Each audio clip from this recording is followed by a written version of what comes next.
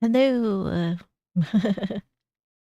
I'm I'm a little late, but I'm here. Little late, but I'm here. How's it going, illusionary? Hello. How was everybody? How's everybody's week going?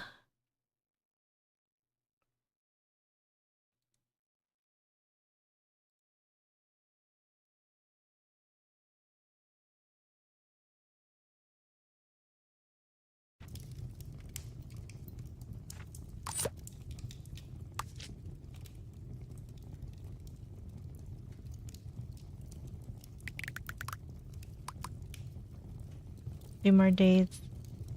Then off for 2 weeks. Hell yeah. Very nice. Very nice.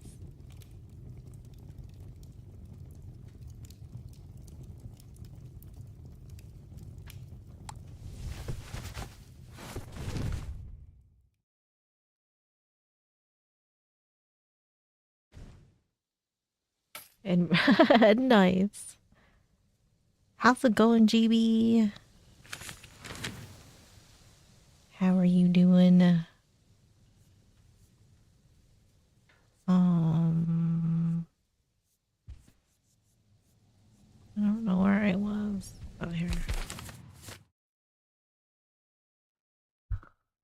Let's do this while we wait.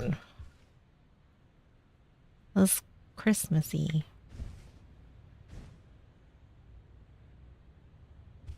That's party. Oh, nice. How's that going?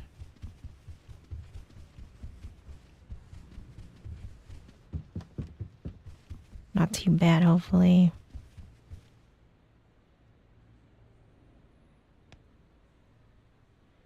3 sets of 10. Hell yeah, man. There you go.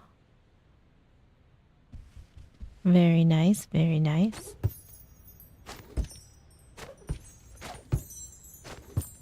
I can't see. Yeah, get up on the roof, I think. Um.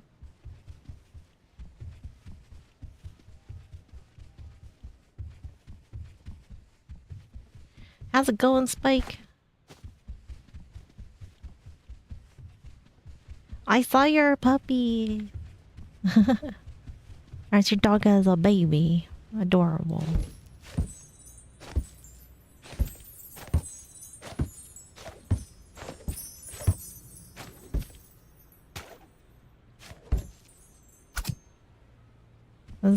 This is called Light Up the Town.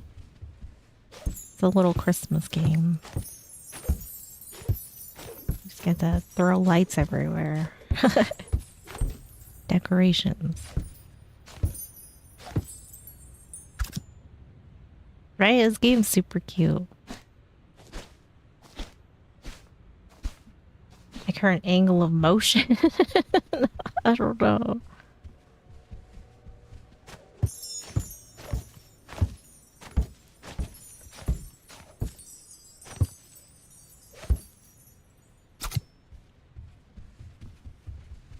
Right? Throwing and slaying the Christmas lights.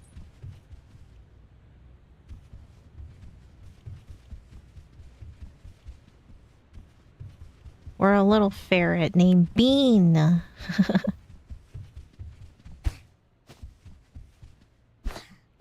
Of all names. Ah, fuck. Her name is Bean.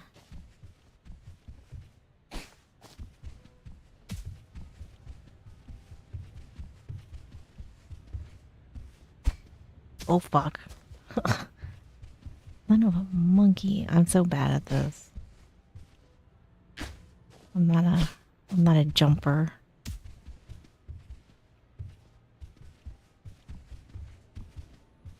Oh my god, I didn't even... Ah.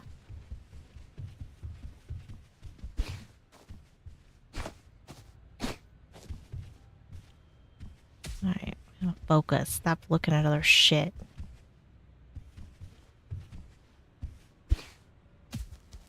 Why did it push me off?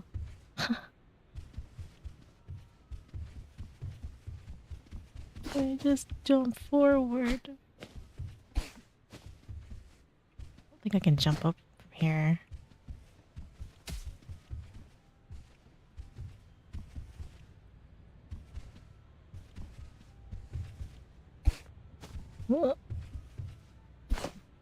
Uh, uh.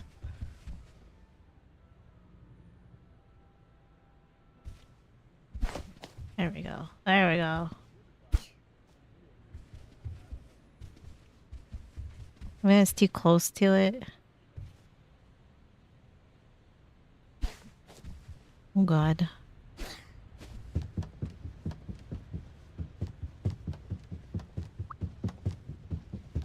And the True.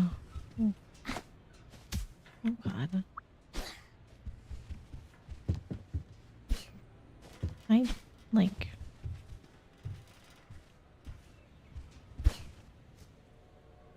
Oh.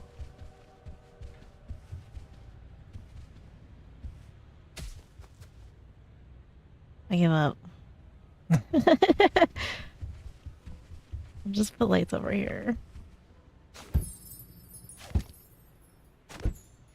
I'm not good at stuff like that. I can shoot things like a micromanage. Please don't ask me to jump places.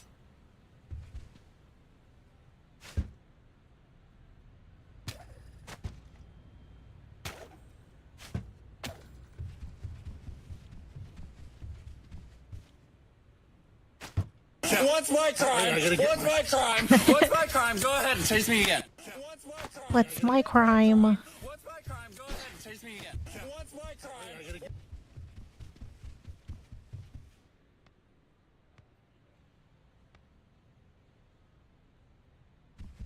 Right? It's been a minute.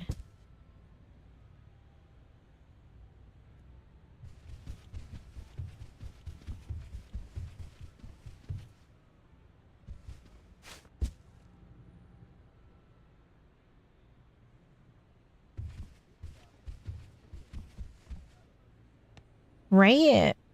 I agree. You know how many more people would probably decorate? Me included. I don't decorate shit. If I could do this, yeah. Totally would. Everything's all the same.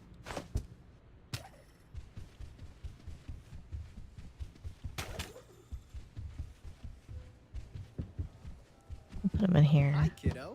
Hello.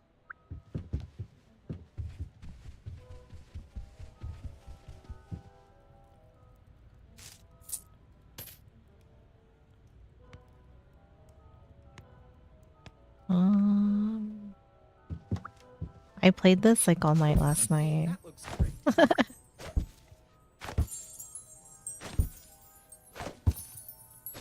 Try to get festive, you know.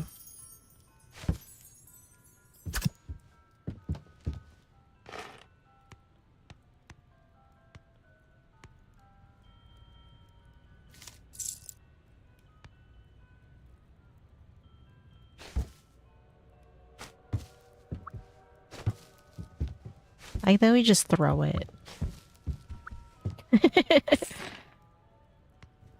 Like, who wouldn't want this?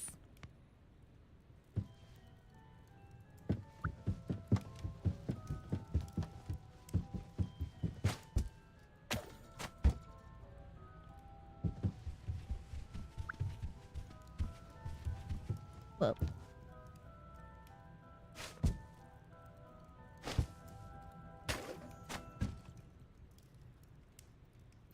Here's a classic. For me, at least. I don't know your taste.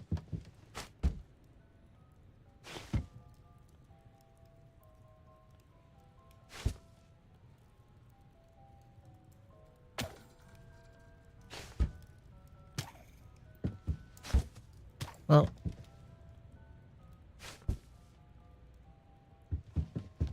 There we go. There we go.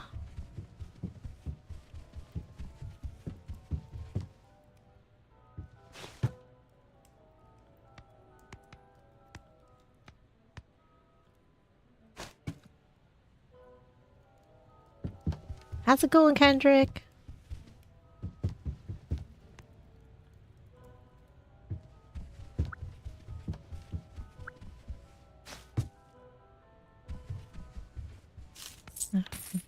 That's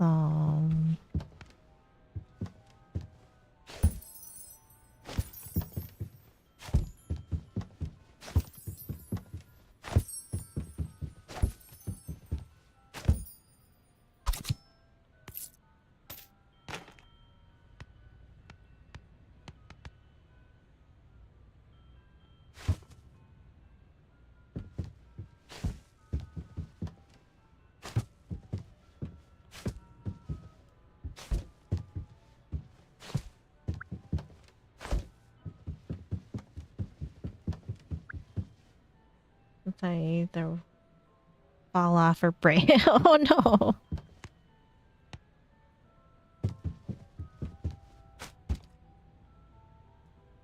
I like decorating.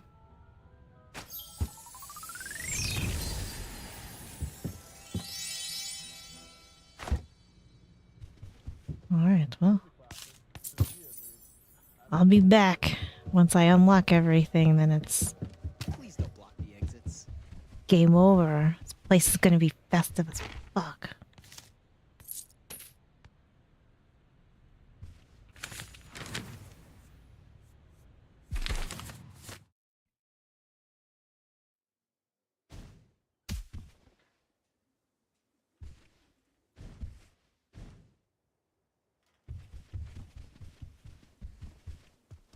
Oh, you're here! Hi. Thanks so much for coming by. I'm Holly, and this is my home. I'm gonna turn this up a little bit, I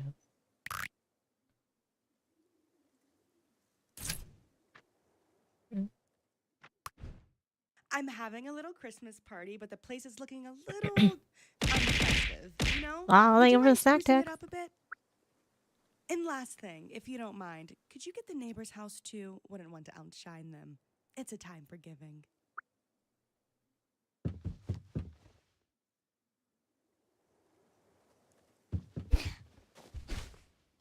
About the Christmas level. I don't know.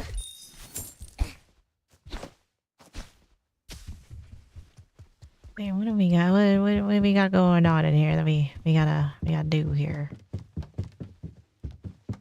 We got booze, right? The mistletoe.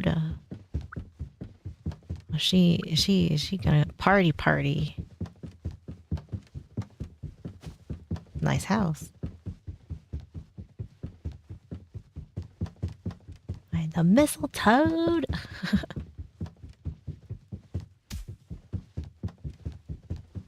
Okay. All right. And she said she wants the neighbor's house done too. Go say hi. Hey, kid! Hello. You're coming to decorate my house? Oh, isn't that just the sweetest? What are you decorating next? Ooh, can you put up some pink ones? I don't have pink. Give me a second. I'm poor. You want pink ones? Killing me, Smalls. Killing me. Alright, I figure out how to get up. So let me just go in your house.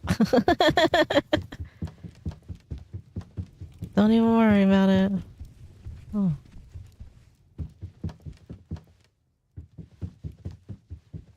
Skill issue. I don't know how much the pink... I think there are pink lights, though. I don't know how much they cost. Oh. There we go.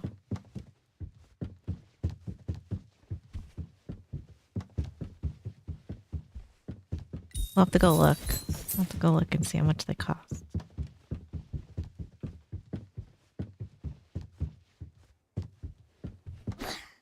Ah, okay.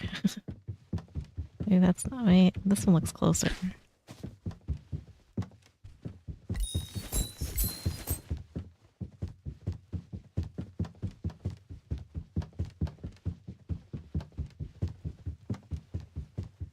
So how do we...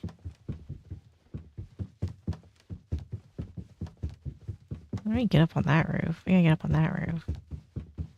Please tell me I don't have to jump on this. I don't think that's right. Ugh. We're going down. Oh, here. That's how we get up there. Oh god.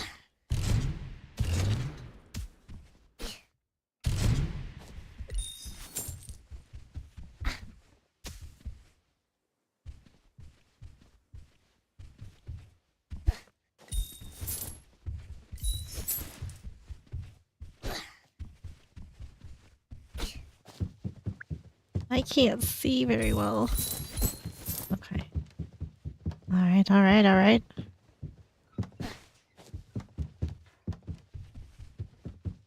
We made it.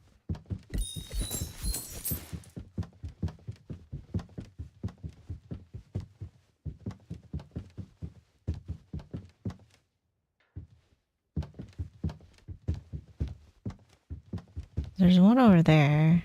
I don't know. That might not. That might be all the coins that's here. Yeet!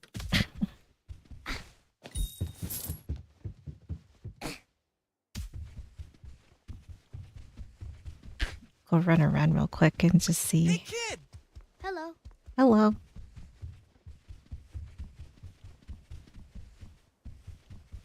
Gibberish. Yeah, no, it's they got voice acting in this. Pretty cool. Pretty nice. Pretty nice.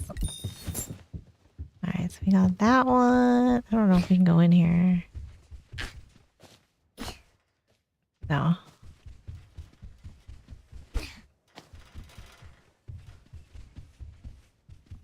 Well, we can go in here though.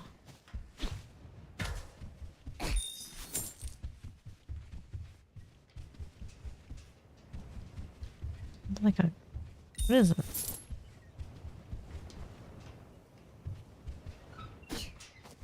It's like a garden.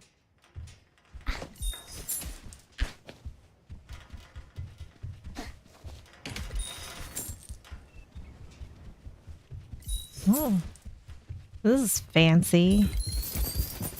Like a greenhouse.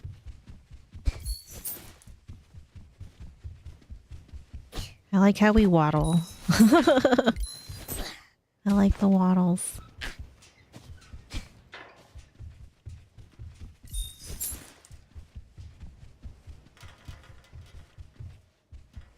Okay, we can't get out there.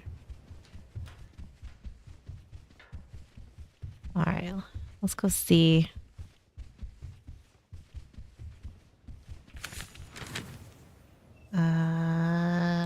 Here? Pink lights, eh? Bro wants some pink lights.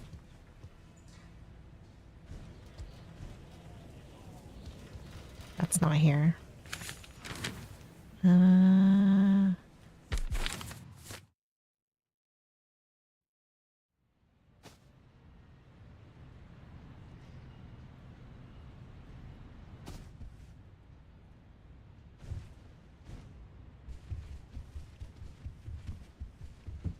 Hey, Bean. Great to see you. Hi.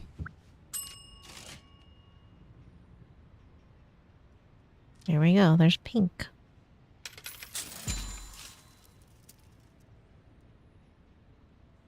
Yeah, stars. I'm gonna see what this lady has.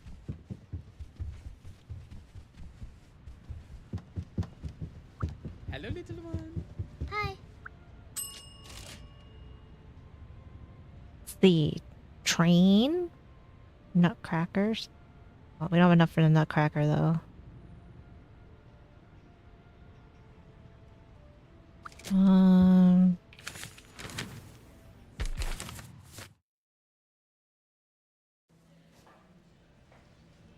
I think this one has, I think there's lollipops. Something else over here.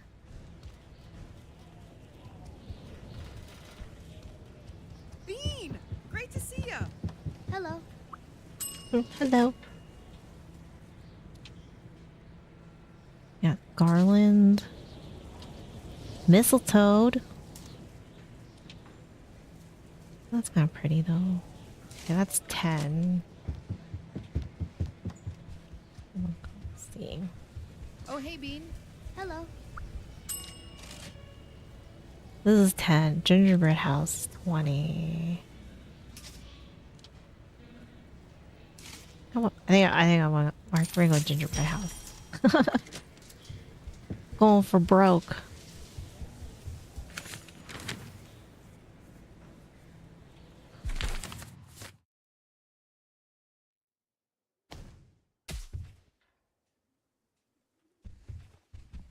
Let's see what these look like, and then we will get videos started.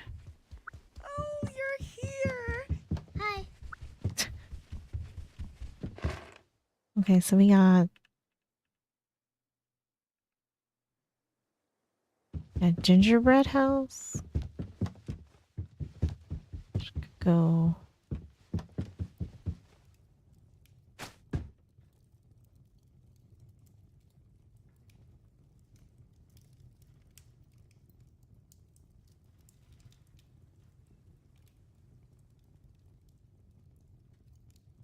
How much I like the size and control and like the rotate is all like in the same button.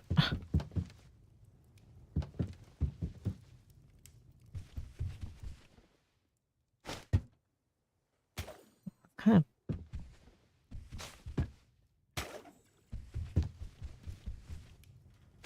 Little, oh, it only gets bigger. That's as that's as small as it gets. Okay.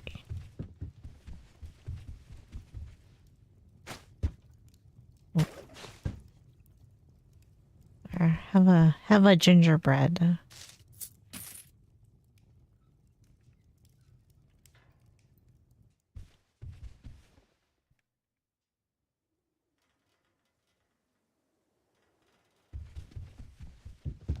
This is a very cozy house.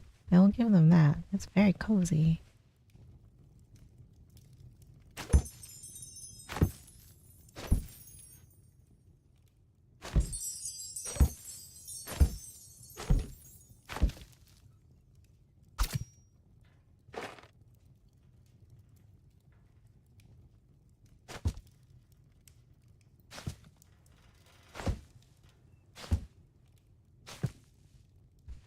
Hopefully those won't light on fire.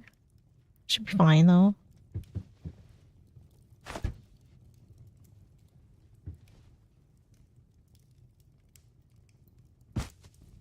Oh.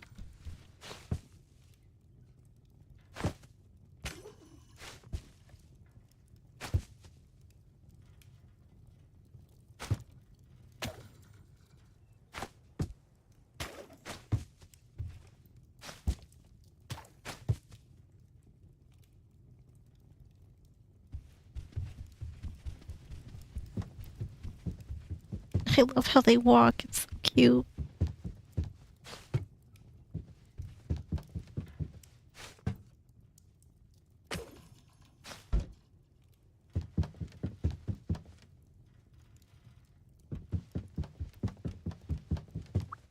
Hey, sweetie. Hi.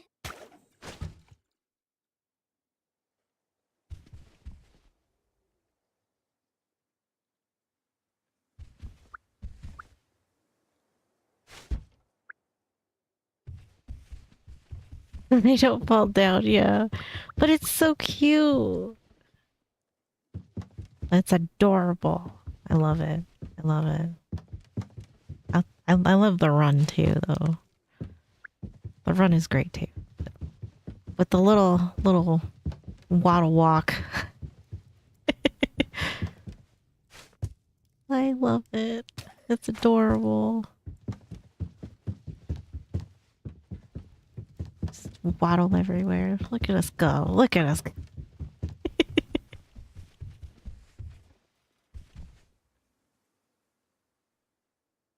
Uh,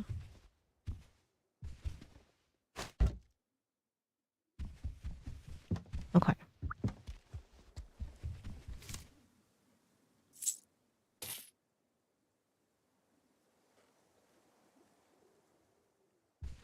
Okay, we'll get a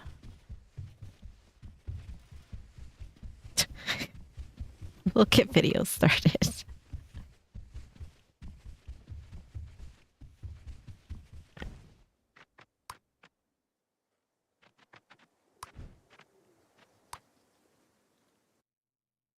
This game is too cute. It's too cute.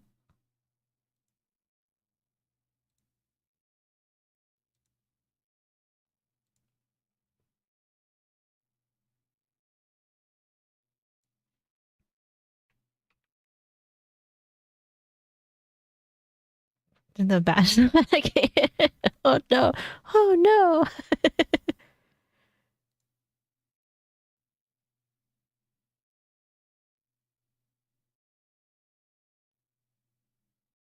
Prefer you're on the oh no, yeah. No, definitely not. Definitely not.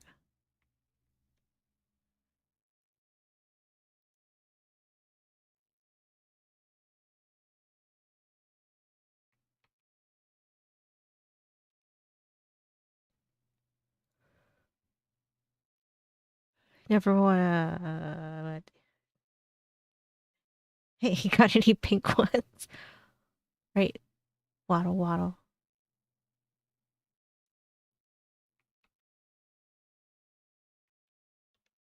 That song got stuck in my head the other day.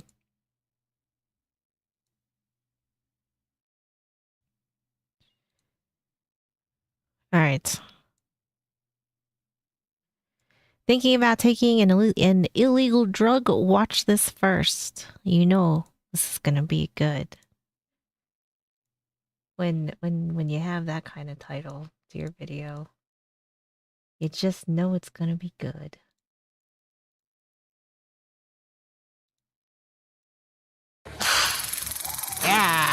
Yeah. We might see a taser. On the morning of April 2nd, 2025, police were dispatched to a residence in West Salem, Wisconsin, following a report of a domestic disturbance. A 20-year-old man had moved in with his 78-year-old grandmother about a week earlier. Since then, she noticed that he had been displaying signs of paranoia and wasn't sure if it might be related to drug use. That morning, these concerns escalated. She recounted that he came downstairs after waking, grabbed a popsicle stick, and went back upstairs. A short time later, he returned holding the popsicle stick like a knife, said, "I gotta kill you," and began making stabbing motions, striking her on top of the head.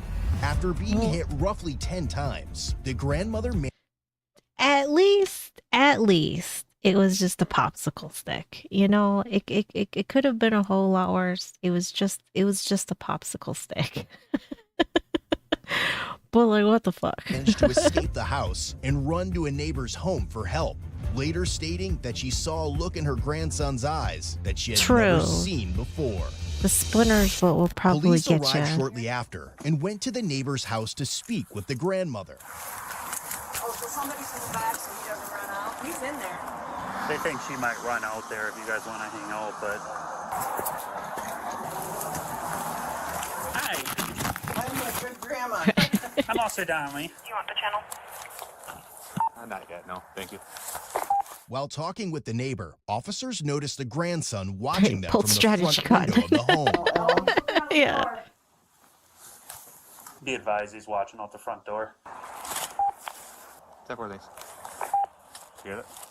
So what happened today? He's been acting paranoid. Him and his sister had a fight. He was living with her, so he moved out. And staying with me till I got a new apartment. But lately he's been so paranoid that you can't tell. He's always right, and you are always wrong. We tried to make things better, you know, but he just wouldn't accept that. And then this morning, he came downstairs, out the door. And I don't know what he did in the kitchen. He went back upstairs. The second time he came downstairs, he had a popsicle stick in his hand, and he said, "I gotta kill you."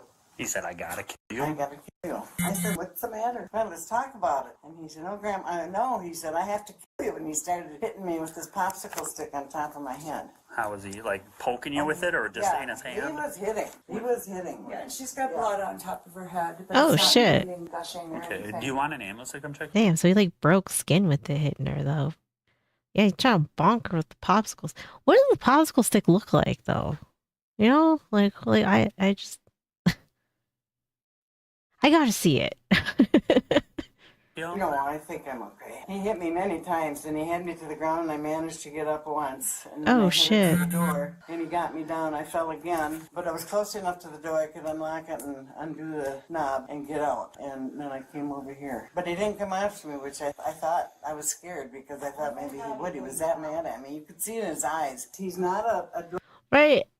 I mean, like, I just want to see, like how he could, like, how he shaped this popsicle stick, you know? drug user. He wasn't. Put it that way.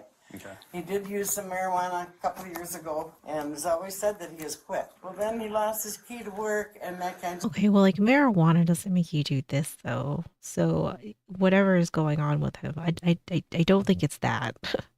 just kind of Yeah, he called me about that the other day. did he? Yeah, he he just was kept paranoid. Like, right. True, he calling couldn't- and it calling and couldn't- talking and- I mean, well, he he just, slept like, all evening last night. When I went to bed, he was fine. He got up and he did said, nothing "I'm to going it.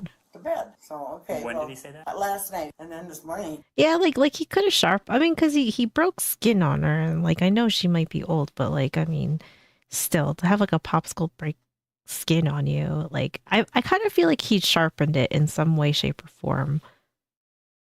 I don't know. Maybe. I don't. Show us the popsicle stick.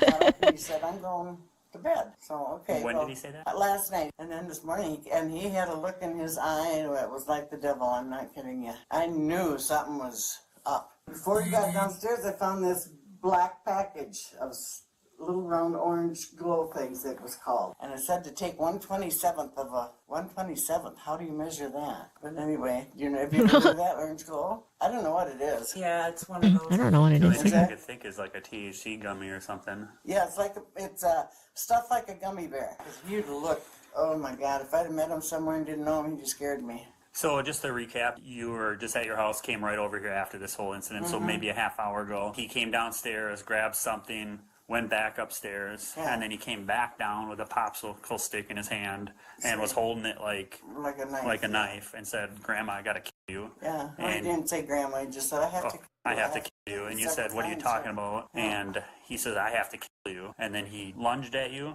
and started hitting you on top Well, of the actually, head. I had gotten up to walk to him and to find out what was the matter, you know. Okay. So, you know, tell me what's wrong. And I have Yeah, I don't think she understands that, like, THC or, like, anything like weed based isn't like you're not gonna act like that unless it's laced with something. But if it's a gummy, I highly doubt there's anything in there like that. You know, that's gonna make you act crazy.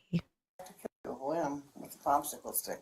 Okay, on top of your head. And Could- he just kept it stabbing could you like a could knife, be but hitting you. synthetic. Right. And then I know you said a lot. Do you have any idea how many times did you estimate? Oh, 8, 10 times. 8, 10 times, and you fell to the ground? He knocked me down, Yeah. and but I had fallen close enough to the door where I could unlock it and It's get for the the door knob devil. open and knock Okay. my glasses off. They're broke over there somewhere. And you have no idea why. Just No. maybe something to do with what he was taking, I assume. I But don't know. I've never seen anything like that in the house. Okay. I don't know. is he the only one home? Oh, do they get really How long has he paranoid? been Yeah. living with you? Yeah, I mean, like, I've heard, like, some people, like, getting kind of paranoid with certain kinds of weeds. But I can't say I've ever really heard of anybody getting violent, though. Yeah, I was say, like, I can't, like, paranoia is one thing, but becoming violent, I can't say that I have ever really heard of anybody like that, you know, unless, like, that weed was laced with some other shit. But aside from that, but then I don't feel like, you know, like they're not just smoking weed at that point. So, you know, as far as anybody that just smokes weed, I can't say that I've heard of any like instances where somebody has become violent. 3, 4 days left. Well, let's see what is. Has he lived with you before? No, I don't think he has. I normally don't ask this in these situations, but I need to, just in case it doesn't, I'm going a little technical here, but it needs to qualify as a domestic for a mandatory arrest. If it doesn't qualify as that, would you be willing to pursue charges? Yes. Okay. He can't come back in that. Normally I don't ask that, but it being if he's living with you Yeah. for only for a week. So he'll be arrested. We'll put a no contact with you or your home. He's only been living with her for a week and this has already broke out and happened. Like, yeah, like bro's doing something. This is going to be a really silly question I have to ask, though. Did you give him permission to hit you? It obviously hurt. It still hurts, Yes, from my understanding. Is that your arm? That's my arm, yeah. I don't know. I think that's a cut from. Yeah. Would you mind just leaving it for now? Sure. I'm going to go take care of this, and then I'm going to come back and snap some pictures. Okay. And then we got some other forms for you and stuff, Thank okay? goodness for Susie. I just That's a got good home. neighbor. Yeah. Do you have permission to go inside your house? Yes, you do. Okay, and he's the only one there. All right, thank you now. The information was then relayed to the other officers, and they decided Oh, to thank make you for the follow. entry into the home. All right, Garfield? So I get permission to go in. Thank you for the follow. Sorry, I forgot to turn my chat box on. I definitely have charges. I got And to get them all everything. sorted out. My but bad. Right now we got elder abuse and battery. He said he's paranoid right now. She doesn't know if he's on something. She found like little gummies. I'm thinking THC gummies. Came downstairs with a popsicle stick of all things and said, "I have to kill you." And she's like, "What are you talking about? What's going on? I have to kill you." And then he started stabbing her with the popsicle stick, hitting her in the head 5-10 times. She fell to the ground and was able to crawl out the door and run over to neighbors. She said, "Go in if you need to. He should be the only one home." You good with her coming in? Silver Drive. Yeah. Well, can she? Well, they're both kind of. Yeah. Sorry, Michelle. I know you're here. I shouldn't talk to you. I guess I'll leave that up to you. Normally I would. She's a cop. Okay. You good back door? They very see like that's what I'm thinking too. Like they very well could be laced with something that maybe is making him act a little nutty. Honestly, I don't know unless he has graduated from gummies of the sorts, and now we are onto some heavier things. Okay. Should I even knock or just go in? You got consent? Yeah. I would say let's go in and announce at the same time. 607. Hold the channel. I'll go lethal. You go taser in hands. Yeah. She says certified. All cars. I don't have a taser though. Lethal taser hands. West Salem Police. Oh, Show me your hands. get ready. Stop, please. Stop.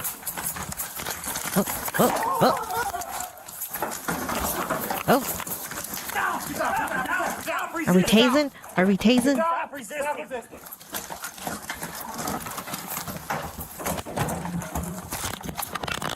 Oh.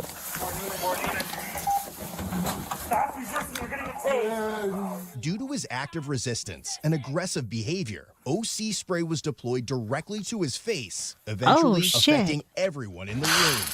Right in the face. Pepper spray right in the face. Inside the house. Oh man, everyone's miserable now. Why didn't we just tase them? Shit. Yeah, everyone's gonna be coughing. Give me your hands! Give me your hands! I almost feel like if you pepper sprayed them while you're trying to cuff them, like I feel like this is almost worse because, they're gonna be trying to rub their eyes and shit, So I almost feel like, I feel like maybe we should just tase them. I feel like we should just tase them to start with. Got him. Since the OC spray had little to no effect on him, he was generously introduced to 1,200 volts of there we go. electricity. Where is your taser? Someone take There we go. Where's your taser? This is how this is gonna go. You know, put your hands on your back and you're gonna get tased. Stop. All right. Stop resisting. All right. Get on your stomach. Get on your stomach. Oh my god. Jimmy, you want to grab one hand? Did he tank that? He tanked it. Another cycle back. He tanked it. We're going again. I got this hand. I'm not gonna let it go. Stop resisting! Turn over! There's more units. Go right now. Yeah, they'll have to skip another cycle. Oh, here we go. Yo, was that an ass cheek? Or like this crotch? Where'd that go?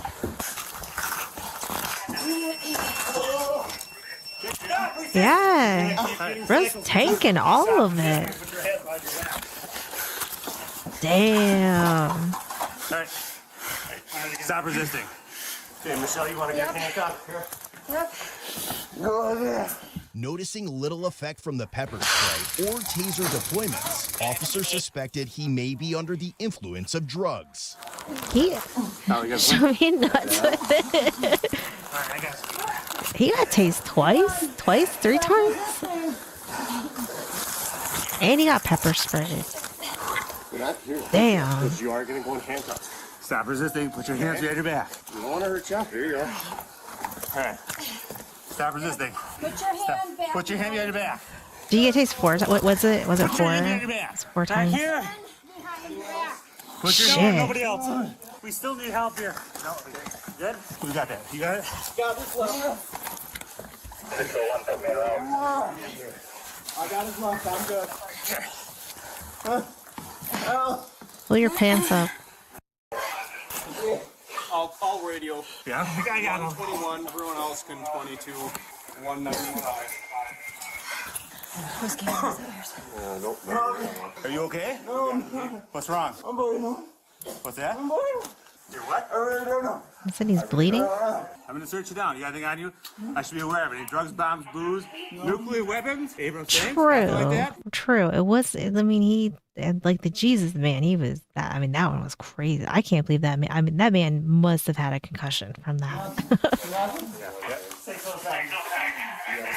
After he was in custody, officers confirmed that the ambulance was responding emergently not only due to the taser and pepper spray, but also because of his behavior, as they believed excited delirium might be a concern. Take tri-state, multiple taser deployments, and pepper spray. You all right? Yep, good. I'm going to roll you towards me, all right? Help me out a little bit. You good? No, your eyes are hurting. We'll get you some water. Right. You He's got that tactical popsicle Get you some stick. water for your eyes. What'd you take today? You didn't take any drugs or narcotics? No, Sir, come on now. You might as well just come clean. For your eyes. What'd you take today? You didn't take any drugs or narcotics? no, Nothing? No, mate, I mean what? Okay, I'm going to sit you under my butt, right? Stay right here. Listen, look at me. Look at me. What did you take today? The ambulance is coming. They're going to check you out. Wow, how big his fucking pupils are, though, bro. Man, yeah, like whatever he's got going on. Yikes. What'd you take today? We want to help you. Got it? Are you good, buddy? Yeah. You got more of a dose than me. I just came in for a little bit of airborne stuff. God, I could already smell Clear out the sinuses. Do you have anything in your system you shouldn't have? I'm not trying to get you in trouble. I'm trying to help you. Yeah, he's on a wild ride. You got anything in your system? No drugs? No alcohol? No drugs. No? Why are you acting so crazy today? Brother, you want to save face with me? Look at me. You okay? Handcuffs. Yeah, you're in handcuffs because you were fighting pretty good. Try to take that one good? 33 or no? I don't know that. Yeah, bring him in 33. I don't know. It's weird. 607, you think try 33. Where were you sleeping at today? Which room? How's it going, Slim? Which room are you sleeping in today? Huh? Were you sleeping upstairs? You take over. Man, everybody's coughing in here. Huh? It's your 28th birthday? Well, happy birthday. Were you sleeping upstairs? You take over for him? Yeah. Were you sleeping upstairs today? Last night? No, bro. Do you think he's even slept? I don't know. I mean, whatever's going on with him, he's going through it right now. Were you sleeping upstairs today? Last night? I want to check your room to make sure there's nothing like... You seem to have taken something to me. I'm gonna go grab a squad. Right. Some narcotics or something. Did you smoke some reefer? Or marijuana, I guess? I don't know what to call it these days. Just gummies, any prescriptions? Some reefer, bro. You're showing your age. You're showing your age, man. Or marijuana, I guess. I don't know what to call it. Oh yeah, he's like going Gummies, through any it. prescriptions? Anything, buddy? This is medical stuff we just want to know about. Do me a favor. You know Indian style? Okay, let's do this then. Huh? I got an ambulance kind of check you. Like I can't hardly understand him like when he does talk. I mean, but like look at him. Like he looks like he's like here. My antlers in the way a little bit. But he looks like he is going through it. You out. Okay? That's not that long ago. Where's my grandma? Where's my grandma? She's safe, just not in the house. Yeah. No, coming back to you. Tell me how you're feeling. I'm feeling dazed, like I don't know what the fuck happened. Okay. What do you last remember? Laying on the couch or bed. Okay. No, actually, what? What's that? No, like what? What happened? You started fighting with the police, man. Well, I didn't know you guys were here. That's strange. Yeah, I don't know. Like I think bro is on some stuff. Like whether we figure it out or not, I think like he is on some stuff here. Because when you saw us, you started running. Can you take over here for a minute? Hey, I don't even know where I was. You guys just kind of like woke me up. And then you guys tased me? Yeah. Glasses are under the chair there. You guys just kind of like came out of nowhere and woke me up. Can't fight with us. I wasn't trying to. You guys just kind of like woke me up. Hey, you hurting anywhere? It's a wild talk. Yeah, kinda. Where at? Want to switch? Your hand? Go get some fresh air, Tim. Let's get a pepper spray in here. Your hand? Yeah, a little bit. Put those legs out. Let's put those legs. Go ahead. Right, he seems like he's kind of coming out of it a little bit. You can just lay down too. Put them on the side. I guess You he wanna could sit have had up a like complete this, mental and I was break. doing this to you. Do you want to lay down on your side? What do you want? No. I'd like to. We're good. Why don't you lay down? Yep. We're just gonna lay down. I got that. Elbows shoulder. If you're gonna fight, then Here, let's roll them on his side. We have. Yeah. Yep. they're coming 33. Well, I guess like who knows what happened between when the cop showed up and this moment right here, because I feel like once they got him in handcuffs and he was kind of talking a little bit, but I mean like I could hardly understand him, and it seems like now he's forming better sentences now, so I don't know. Right now. Why are you doing that? You're off for the rest of the year, yeah, Slim? What are you gonna do? Do you want One take each ankle. Yeah, and it down. dig into those snacky stacks. Why are you doing that? Medical. Why are you doing that? What are you thinking? All right, man. Now we got you in handcuffs. It's okay. We're getting the ambulance to come check you out, but you can't get all tight on us and rolling around because then we got to hold you down tighter. We don't want that, okay? So we're here to help you. We don't want to hurt you. No one here wants to hurt you. Yeah, You gotta it kind of seems like tight on us, 'cause he's then we gotta coming hold you down. Okay? We're all good. It's all good. This heart's just going to Which this might be like a whole roller coaster of some shit that's about to go off, 1,000 miles an hour. Yeah. We gotta make sure he still keeps breathing good. What did you take, buddy? Breathe respite from the cold. Coming 33. Yeah, Yeah, they're coming 33. He is not confined enough. Does somebody want to look around for any pills, meds, Yeah. anything that he took? There is some somewhere. His His room was upstairs. He was laying on the couch initially, pants are but gonna this come morning off. Graham said he came down from upstairs. Legal or illegal, anything he could have taken here on tables, countertops. Yeah. Where else does he lives here? No, he just stopped in. It's grandma. Whoa. Where does he live? Where's your house at? What is your address? Listen, we're trying to help you out, but where are you living at? Graham said he had some gummies, or she found some gummies called Orange Glow earlier. You okay? You all right? Okay, dude, this isn't a criminal question. This is me asking for you. What did you take, buddy? Yeah. I'm worried about you medically. Do you have any prescriptions, any meds? We tried. That's why we started pushing around. Did you take any medication, bud? Did you take any meth or anything like that? No? Why are you feeling this way? You don't know? What are you feeling? Easy, buddy. Easy. Hey, chill out. We're all right. You're fine. You're fine, buddy. We're all right. We just have to wait here, though. No, this kind of hurts. I bet. We want to get you sitting up. I don't know. But yeah, I think we gotta figure out like what we took here. Yeah, You right want now to it's sit strip back on your time. butt as long as you don't fight him? You gotta dig your car I don't out from want that snow either. getting Do you wanna dumped on sit again your butt? tonight. Ooh.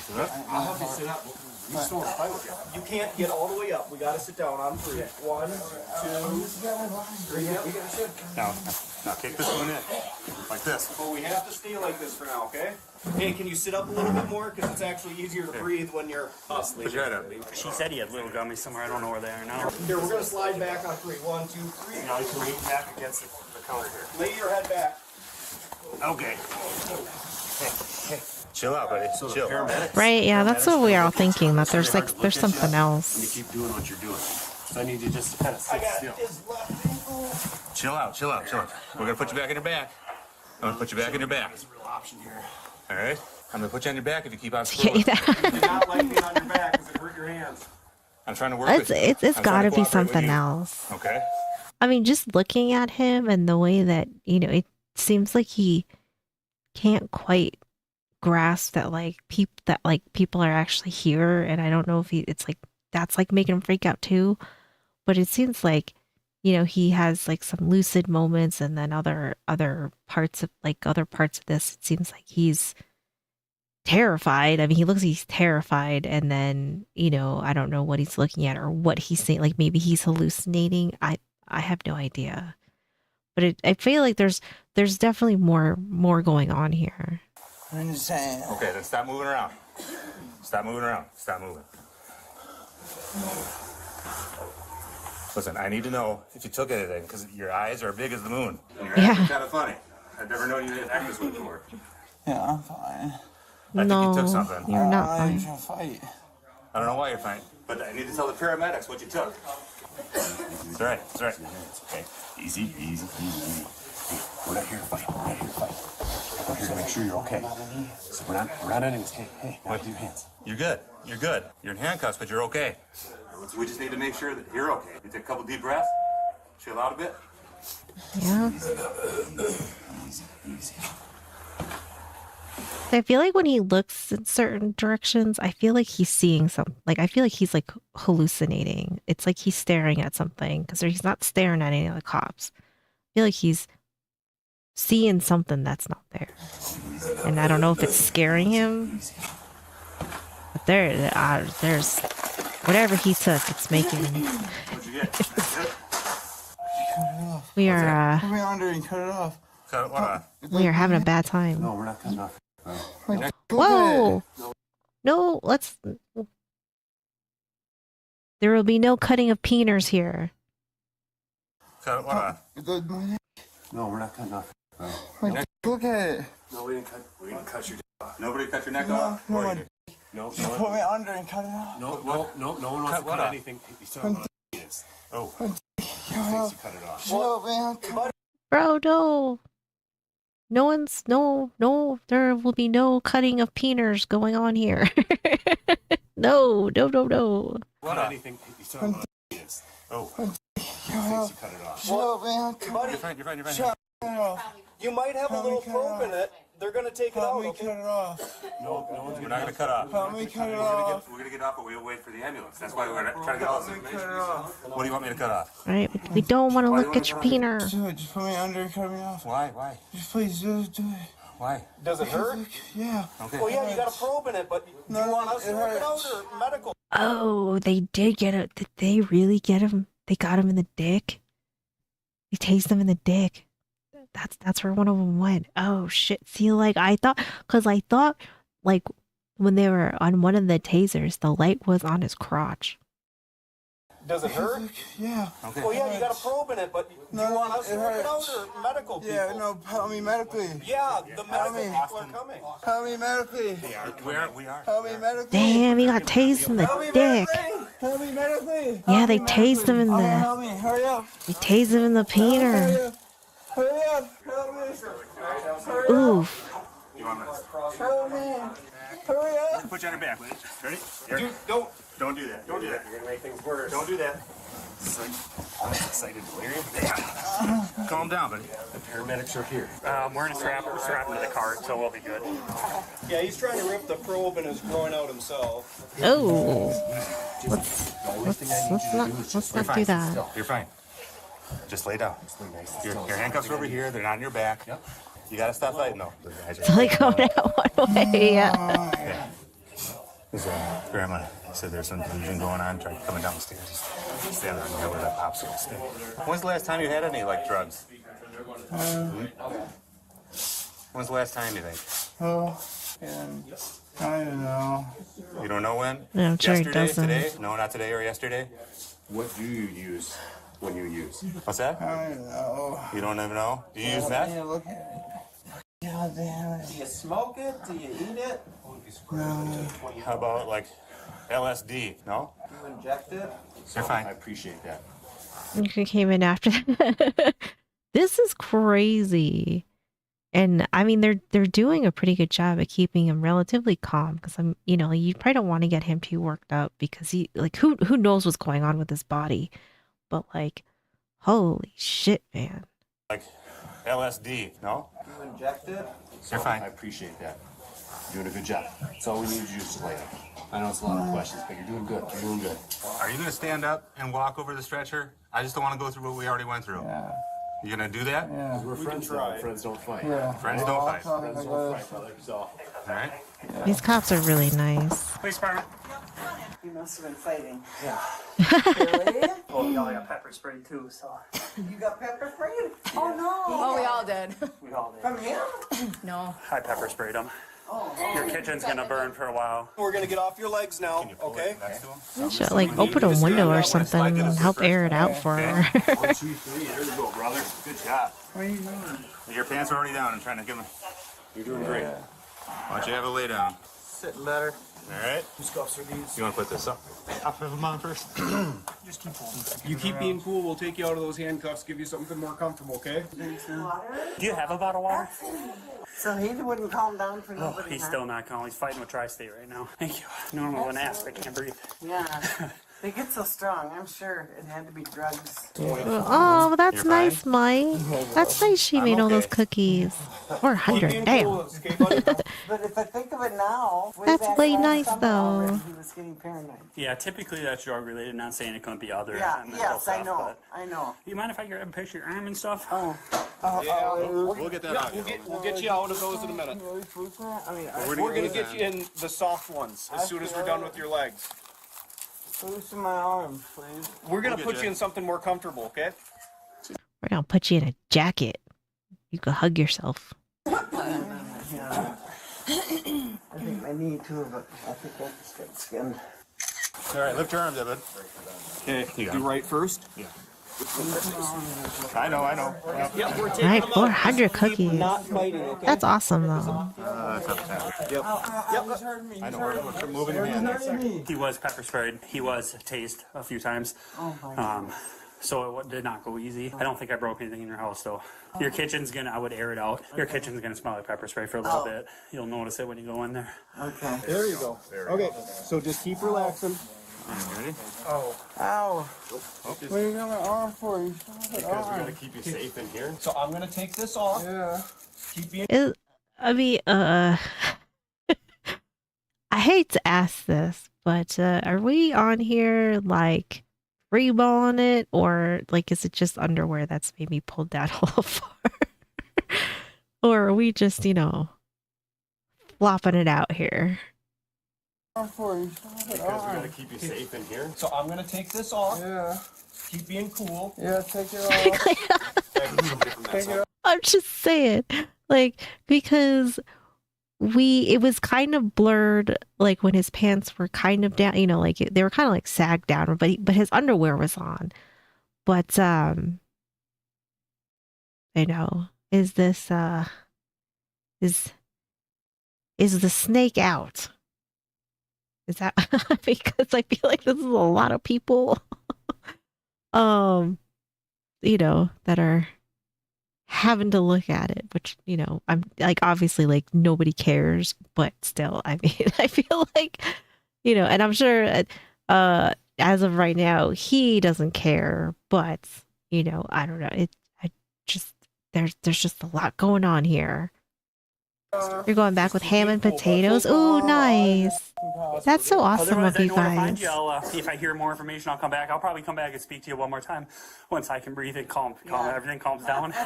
But I'm going to go down to the hospital with him. We got to get him clearance and stuff before he goes to jail. So, do you have any questions for us? No, I don't think so. Okay.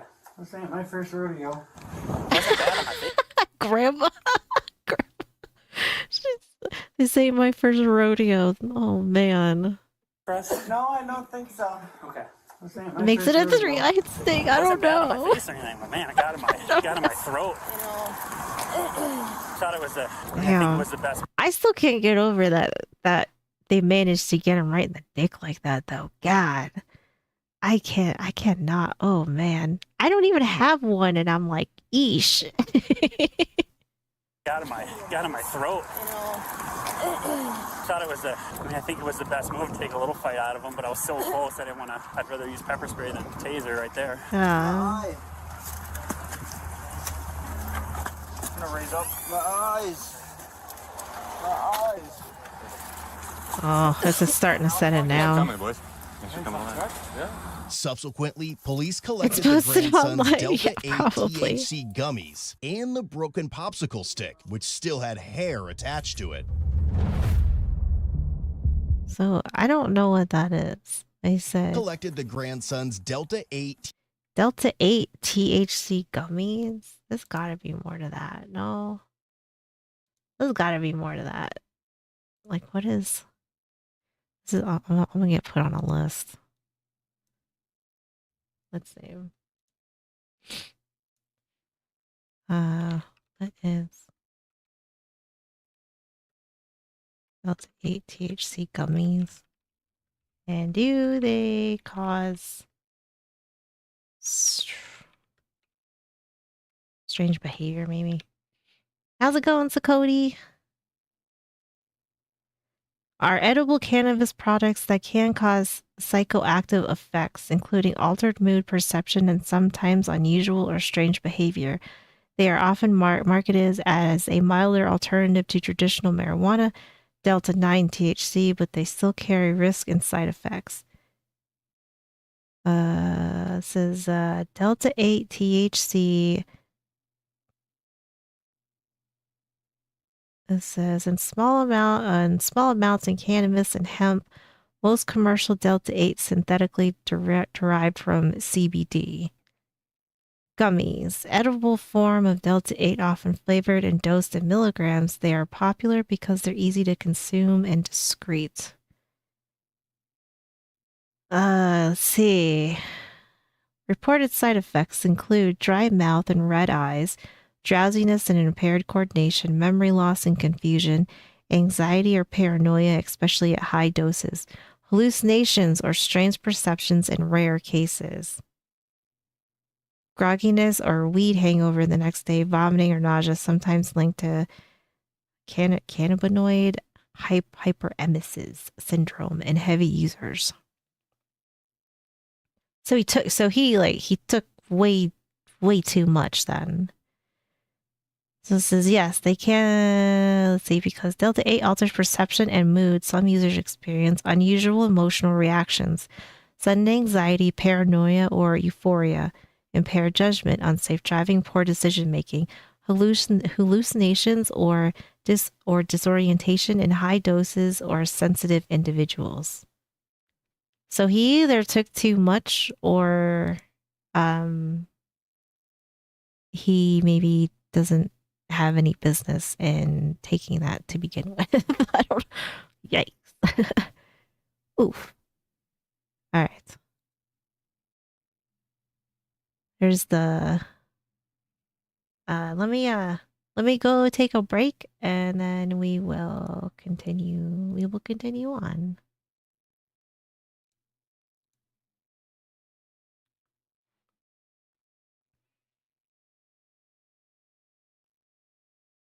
You just have to crawl in the bed and write it.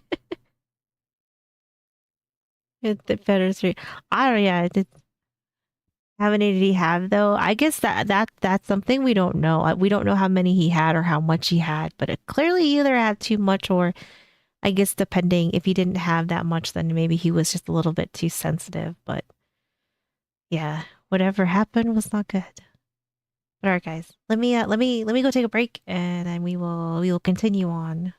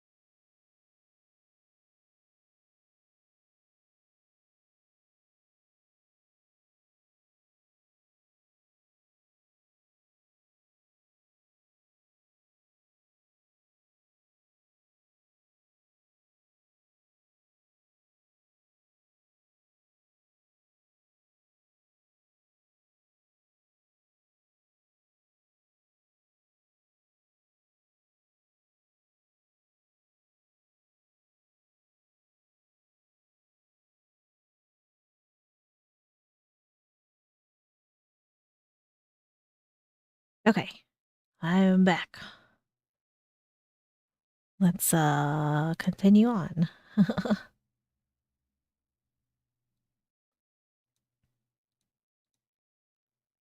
This is the chilling story of Shanna Goliar. Hey Hardian, how's it going? Thank you, thank you.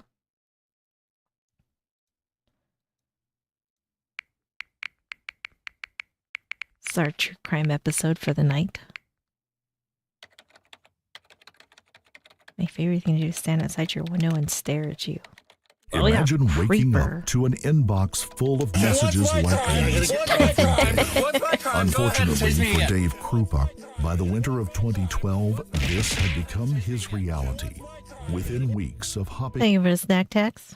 onto an online dating site, he'd become the target of one of the most deranged stalkers to ever walk the planet. Oh, shit. And these messages, they were just warm-up exercises for the real hell that was to come. You see, Dave's stalker was not just obsessed with him. She had already killed for him. And had plans to kill again. Lock your doors and draw your blinds. We're about to take a deep dive into the terrifying case of Carrie Farver. Welcome to Fear Files, where we discuss and dissect the most mysterious, terrifying, and mind-bending cases from all over the world. Before we start, we would like to send our thoughts and prayers to the loved ones of the individual who fell victim to the abominable acts described in this case.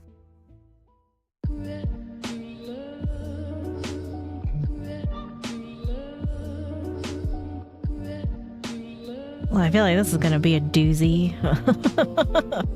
They have the bowl cut. This story, dude, that's how you know they're crazy. They got the bowl cut. Not everyone on online dating apps are crazy. You met your fiance. You know what? Me and Talks met online too. So, I mean, I'm crazy, but I mean, but we did meet online though. takes us to the Midwestern city of Omaha, Nebraska. We just celebrated 13 years. Well, like we don't really know. We don't really neither of us really know exactly when we should have I guess had an anniversary of some sorts. But we just have Thanksgiving because it was around that time. It was around Thanksgiving, and our first date was on Thanksgiving. So we just used that as a marker because neither of us know. So so yeah, even though it's not the same date every year, we just use Thanksgiving because it's easy. But but yeah, we just celebrated 13 years. 13, bro, 13. This story takes us to the Midwestern city of Omaha, Nebraska. Yeah, right. A community which lies on the Missouri River, not far from the Iowa border. Among other things, Omaha is famous for its zoo and the world's largest indoor desert. But indoor deserts were not a top priority for 34-year-old Dave Krupa when he moved to Omaha in 2012 to start his new job managing an auto repair shop. I think Peyton Dave Manning. had just recently separated from his long-term partner, Amy Flora, with whom... Don't ask about your first date. You know what? It's okay, I can tell you about Mine Talks' first date if you want. So we decided we're gonna go get frozen yogurt or something, but so we met there, and then it turned out that they were closed, so we ended up going to a bar.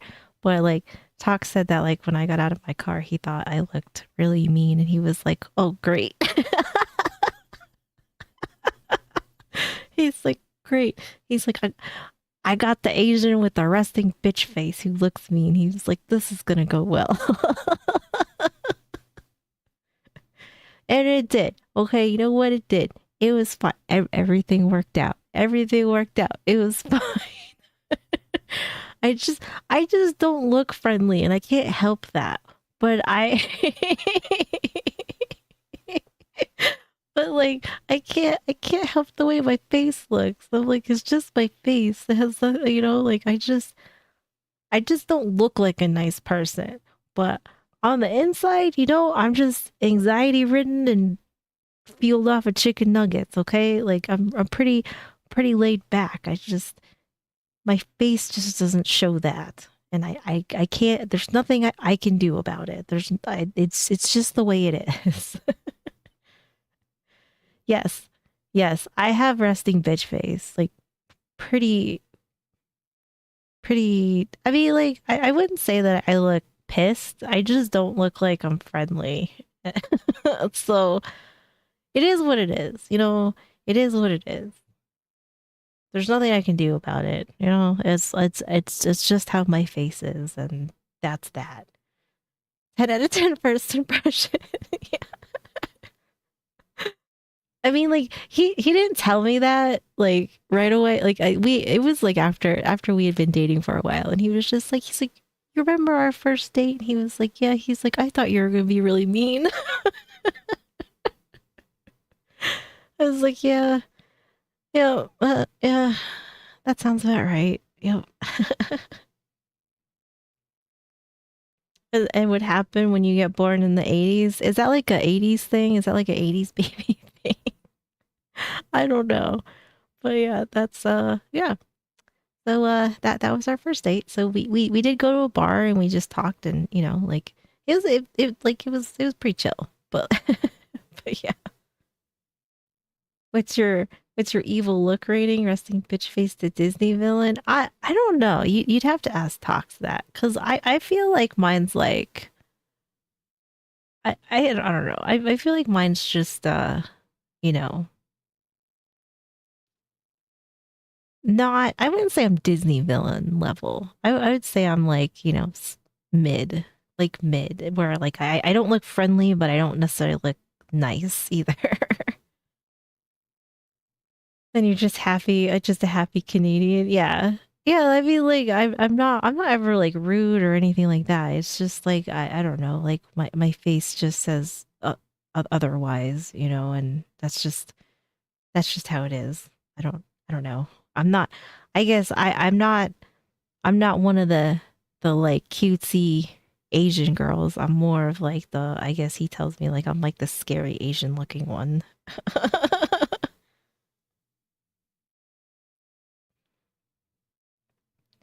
You faked a heart attack to see her like 2 hours before our date. I got discharged. I was like, why would Hey, you know what? That's smooth, Mike. That's smooth. You missed the start. I could start. We could start it over because we just like it's just the very beginning.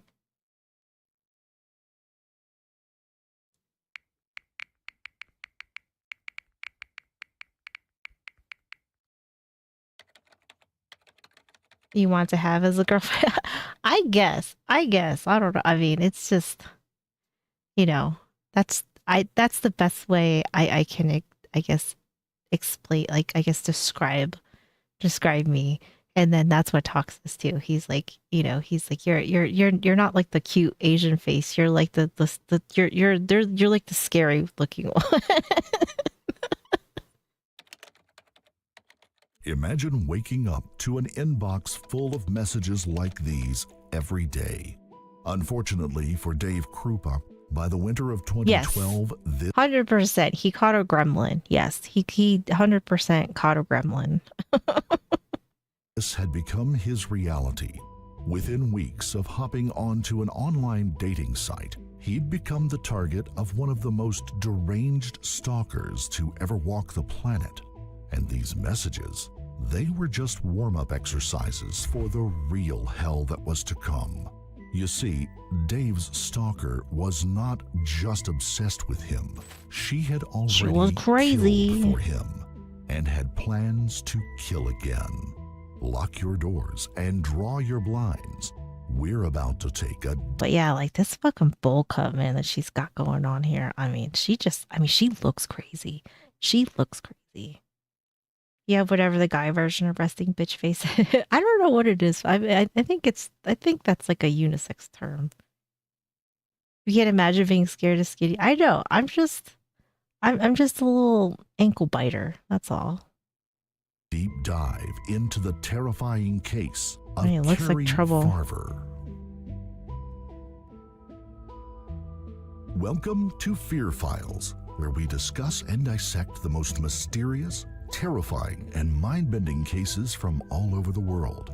Before we start, we would like to send our thoughts and prayers to the loved Did you ones eat of the them? individual Yeah. who fell victim to the abominable acts described Yep. in this case.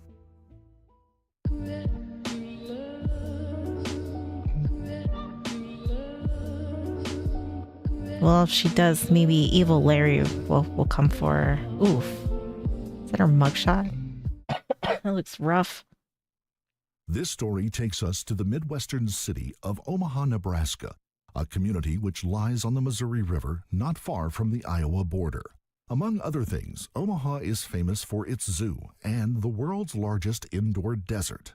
But indoor deserts were not a top priority for 34-year-old Big Dick Dave Randy. Krupa when he moved to Omaha in 2012 to start his new job managing an auto repair. What was his last name?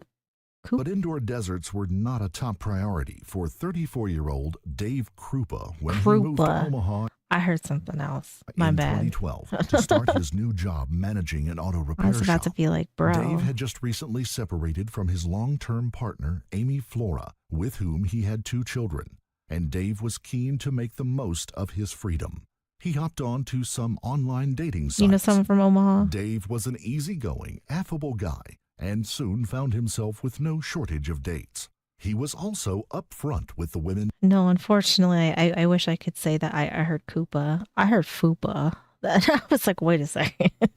Soon found himself with no shortage of dates. He was also upfront with the women he met. He wasn't looking for a relationship, just some no-strings-attached fun. Unfortunately, not everyone who crossed his path would turn out to be quite so easygoing or affable. But we'll get to that shortly. Our story begins on an autumn day in 2012 when a young woman named Carrie Lee Farver happened by Dave's auto repair shop. 37-year-old Carrie was a single mother to a 14-year-old boy and a successful computer programmer.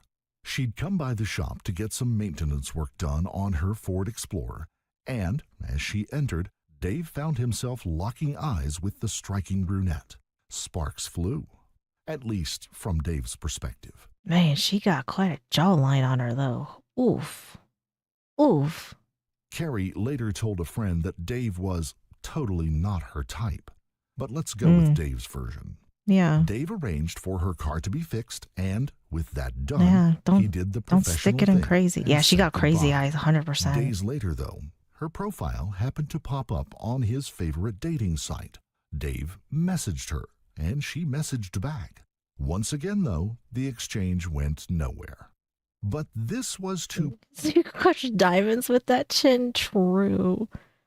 I mean, she has more of a jawline than he does. Once again, though, the Nothing exchange against him. went nowhere. Like he But looks this fine, was you to know. prove a case of third time lucky for Dave, because soon after, Carrie returned to the shop. She had a noise in her engine that needed seeing to. This time, the sparks were mutual, and when Dave asked her out for dinner, That's Carrie not even her agreed. kid. Dave Maybe. wasn't the only one who found Carrie exuded a certain contagious vibe. Friends described Carrie as vivacious, independent, and smart as a whip. At school, she had been in the gifted and talented class, and had even topped that. Carrie had always been close with her mother and loved by her friends. In an interview with a local paper for her high school... Okay, she looks better with longer hair. It's like these short haircuts that she's got on her. It's not helping. It's like this one, she looks fine here. Like I feel like she looks better, but when she chops it all off and has kind of like the bowl cuts and the Karen hair, it's not helping. Loved by her friends. In an interview with a local paper for her high school... Like this, I feel like they look like two different people, from that last picture to this picture. Like it's like they look like two different people.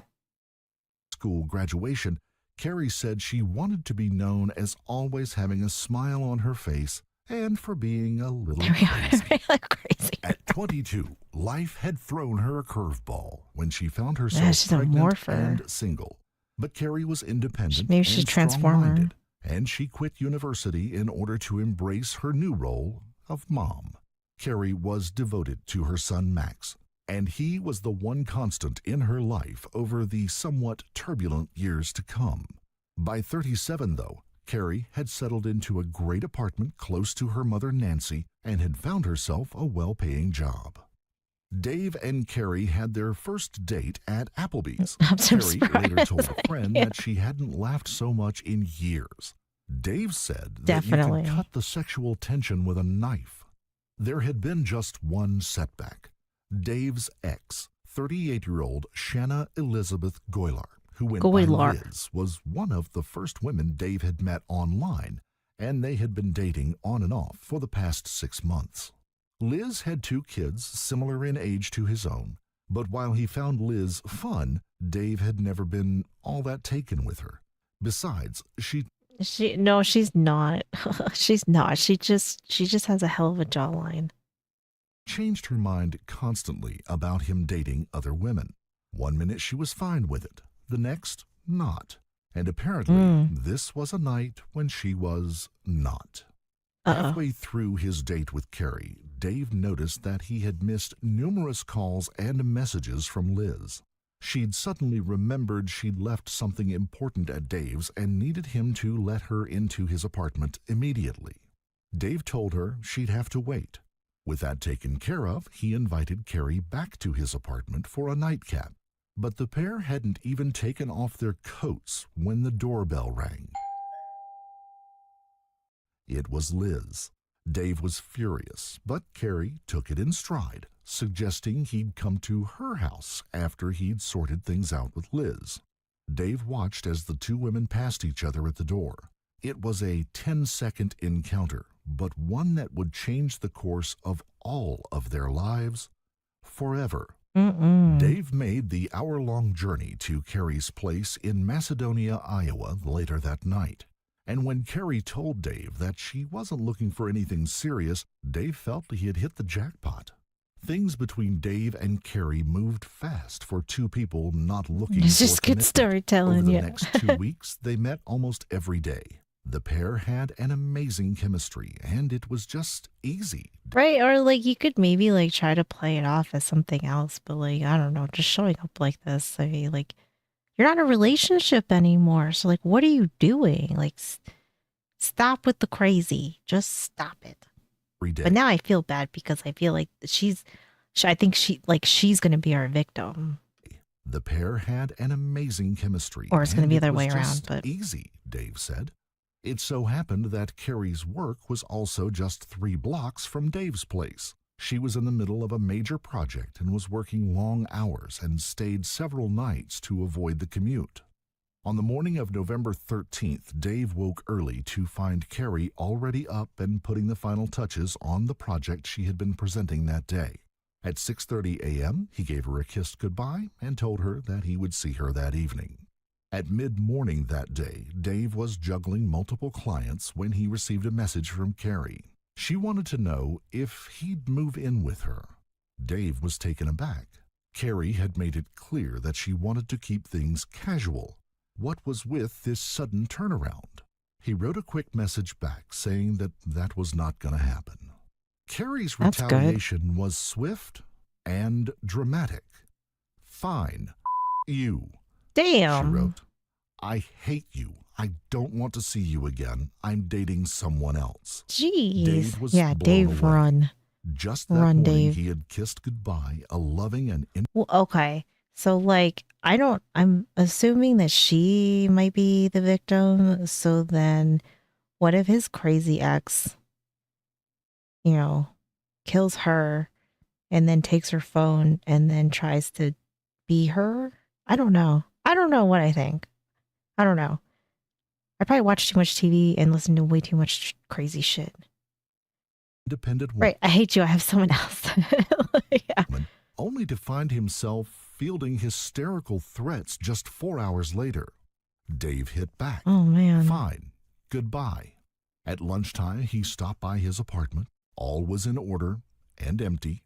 Right, is everyone the victim? Right, yeah, I don't know. It had ended. Or so he thought. Because, as you probably have guessed already, this was never going to be a case someone's gonna of die. happily ever after. I just don't know who. You know, like based off of, I mean, like we haven't heard everything clearly, but based off of what we've heard so far, I don't know. I don't know because like they're framing the like his ex as like being super crazy and showing up. But then I don't know. Is it really her that was texting that totally like wild out? I have no clue. Several days of radio silence passed, during which Dave began to feel like he had she got a temper. dodged a serious bullet with Carrie. But then the messaging began. I hate you. You ruined my life. You're a terrible person. Message after message from Carrie blew up his phone. They were if it's his overflowing kid, with oh shit. expletives. Oh god, if that'd be hate and nuts. rage had a language of their own, Carrie was using it to write these mad rants. And then police showed up at Dave's work. The officers told Dave that nobody had laid eyes on Carrie Farver since the morning Dave had kissed her goodbye several days ago. Carrie's mother had received a message on the morning of November 13th saying she had split with Dave and was checking herself into a mental institution. Carrie's employer had received a message saying that she was resigning and Carrie's taking a dead. new position in Kansas. Carrie's son Max had received a similar message. She'd promised Max that she'd be back to collect him in time for her half-brother's wedding, but the wedding had come and gone. Her mother filed a missing persons report. According to police, Dave was the last known person to have seen Carrie. Oh no. Feeling like a deer in the headlights, oh no, this is gonna look bad for Dave, but I don't think Dave has anything to do with it. Dave allowed the police to search his car, download the contents of his phone. He explained that he'd only dated Carrie for 2 weeks. I feel bad for kind of dogging on her now because like she's our victim. Like now I feel kind of bad for dogging on her, but like I mean she got like a hell of a jawline though. And the last time she had been sitting on his couch with her laptop. And then the messages started. These crazy, off-the-wall, hate-filled messages, and she had been bombarding him with those ever since. Police believed Dave's account, and then shared with him some information that would change his perspective on the whole situation. Carrie, the police said, had been diagnosed with bipolar disorder in her late 20s. She'd been known at times to not take her medication. The implication was that, clearly, she had gone off the boil after a spell of not taking her meds, but she had likely bounced back. Dave was relieved and sorry for Carrie. He agreed to let police know if he discovered anything about her whereabouts. But that sympathy was soon to run dry. In the weeks following the police visit, Dave was receiving upwards of 60 messages a day. Oh my He could also god. add 60 messages a day? I would lose my shit if somebody messaged me 60 times a day. I'd been like, listen, we cannot be doing this. to that hundreds of Yeah. emails. They came from an ever-growing assortment of different numbers and email addresses. Every person Dave had ever known soon received messages saying that Dave was a liar and a cheat. Oh my One god. woman he'd met on a dating site was told that her kids would be killed if she contacted him again.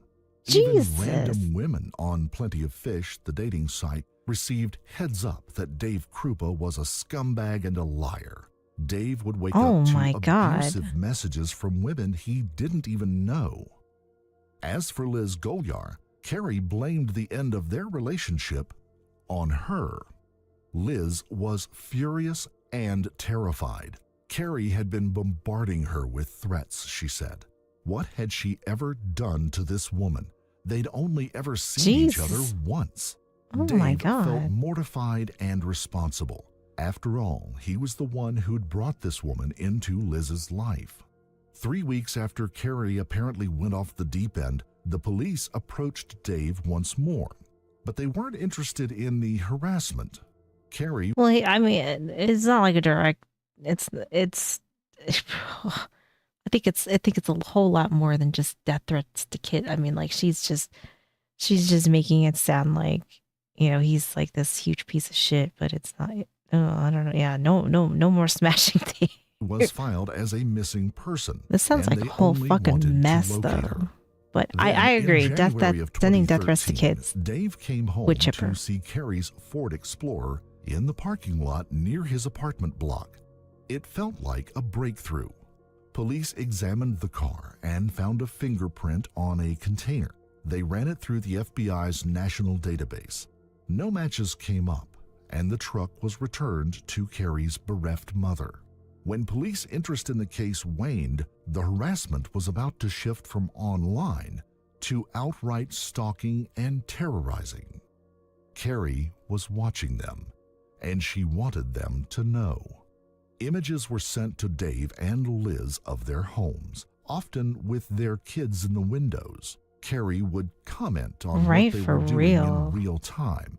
I feel like anybody would probably feel this way. This is crazy. This is crazy behavior. And who has this kind of time? This sounds exhausting to me. I don't know. There is some, like, as much as stalkers are bad and crazy, like who has this kind of time? I would love to know, because I certainly do not. Dave and Liz reconnected over their shared stress and turmoil. Carrie was not happy. So we don't know if Carrie is alive or not. Dave returned home from work one day to find a Windows. Yeah, you know what? I'm jobless, sort of, kind of, but you're not gonna catch me doing this shit. I mean, yes, I'm a like stay-at-home wife, but you know, I could probably count how many times I probably text Tox like when he works, and it's if I even text him. But but part of it's because I know, like, when he's working, like, he doesn't look at his phone. He doesn't really have his phone near him. So I you know, like, and you want to know what I send him? Like, if I get a good picture of the squirrel sitting on the fence, shit, like that's the shit that I send him. Okay. or like a cat's laying in the yard, like kind of close, and I got a good picture of it, I send it to him. But like, I could probably count how many times, like, you know, if Tox is at work, like how many times that I contact him, just because it's like part of it's like I just know that, like, he's not really gonna look at his phone, and then, you know, it's just kind of like a, you know, it's not really a big deal. And then but yeah, I mean, if I want to say, like, even like when we were dating, I mean like from what I can remember, I don't know, like, I don't know, it wasn't this much. This crazy. A different flavor of unemployed behavior, yes. I don't know. I feel like this would be exhausting. I feel like this would be exhausting as far as like the way that people become crazy stalkers. It sounds tired. Like, this is like a whole, this is a whole second job. This is a whole second job to have. Those are nice texts to get from someone. Yeah, I mean, like, it's just like here and there, but like more often than not, like I really don't text him, unless it's like something like that, or like, you know, if he does get a minute, like sometimes he'll text me, but like we're not. I don't know. It's like we're just kind of, you know, it's like, but I mean, I guess it's different now because we've been together for so long, but.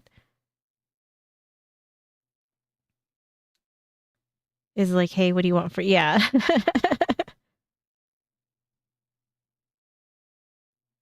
It's on your Discord, gets meme spam. Smashed in. No, that's fine. I mean, that I definitely don't care about that. His couch was cut up, his TV keyed, and "Liz is a whore" written in red lipstick on his wall. The clothes Liz had left on his bed had been cut with a knife. Yeah, When you'd they think were this would be a together, huge red Dave's flag. phone would often ping, "I see you with Liz again." The messages became more chilling. "My favorite thing to do is stand outside your window and stare at you. I see." What if this is Liz? I'm just saying. Like, could it be possible that this could be Liz doing all of this and Carrie is dead? Because we haven't, like, nobody's found Carrie yet.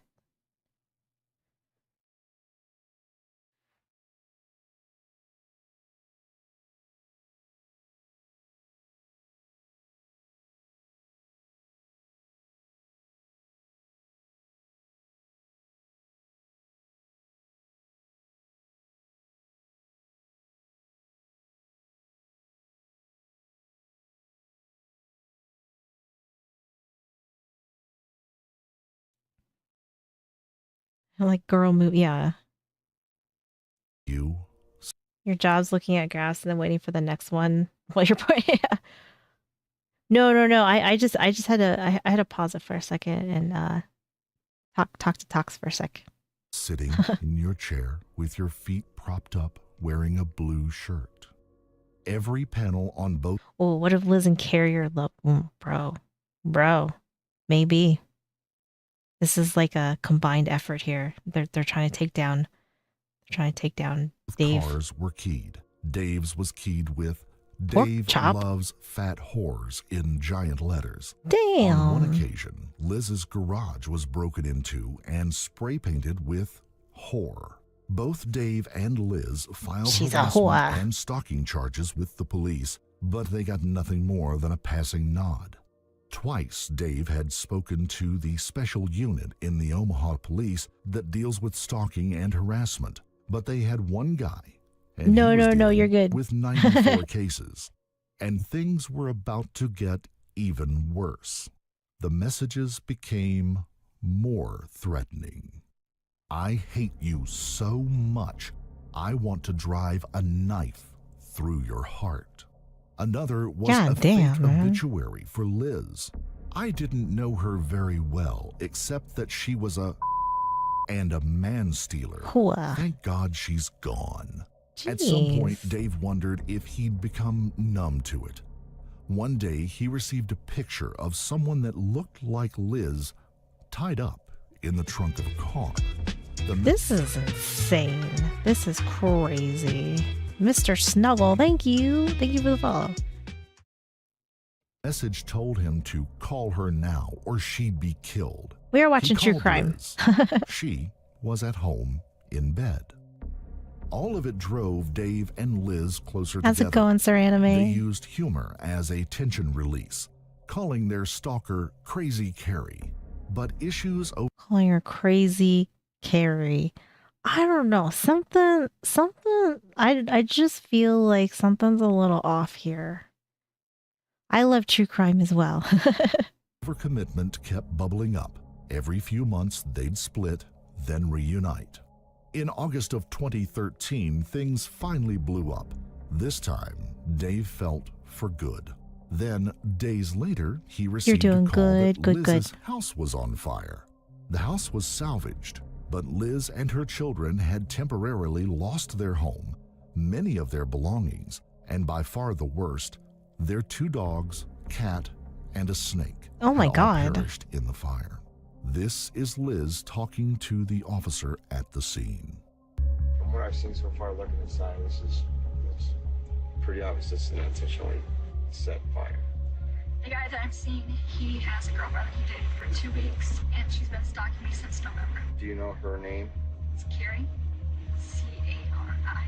She has made threats towards me and my kids. She would kept texting me telling me she wanted to kill me. Yeah, what happened with Carrie's I think kid? they were married as much as she's stalking me. She won't leave me alone. She will not go away. I just wish she would go away. 2 months later, Dave's auto shop was spray painted in orange, "Dave Beats Women." Oh, in January shit. of 2014, an old girlfriend of Dave's from Sioux Falls came to spend a night. A few hours after they'd gone to bed, there was a sound like a gunshot. Someone had thrown a brick through their bathroom window. Guarantee the cat By survived. now, the strain was getting to Dave. His job was in trouble.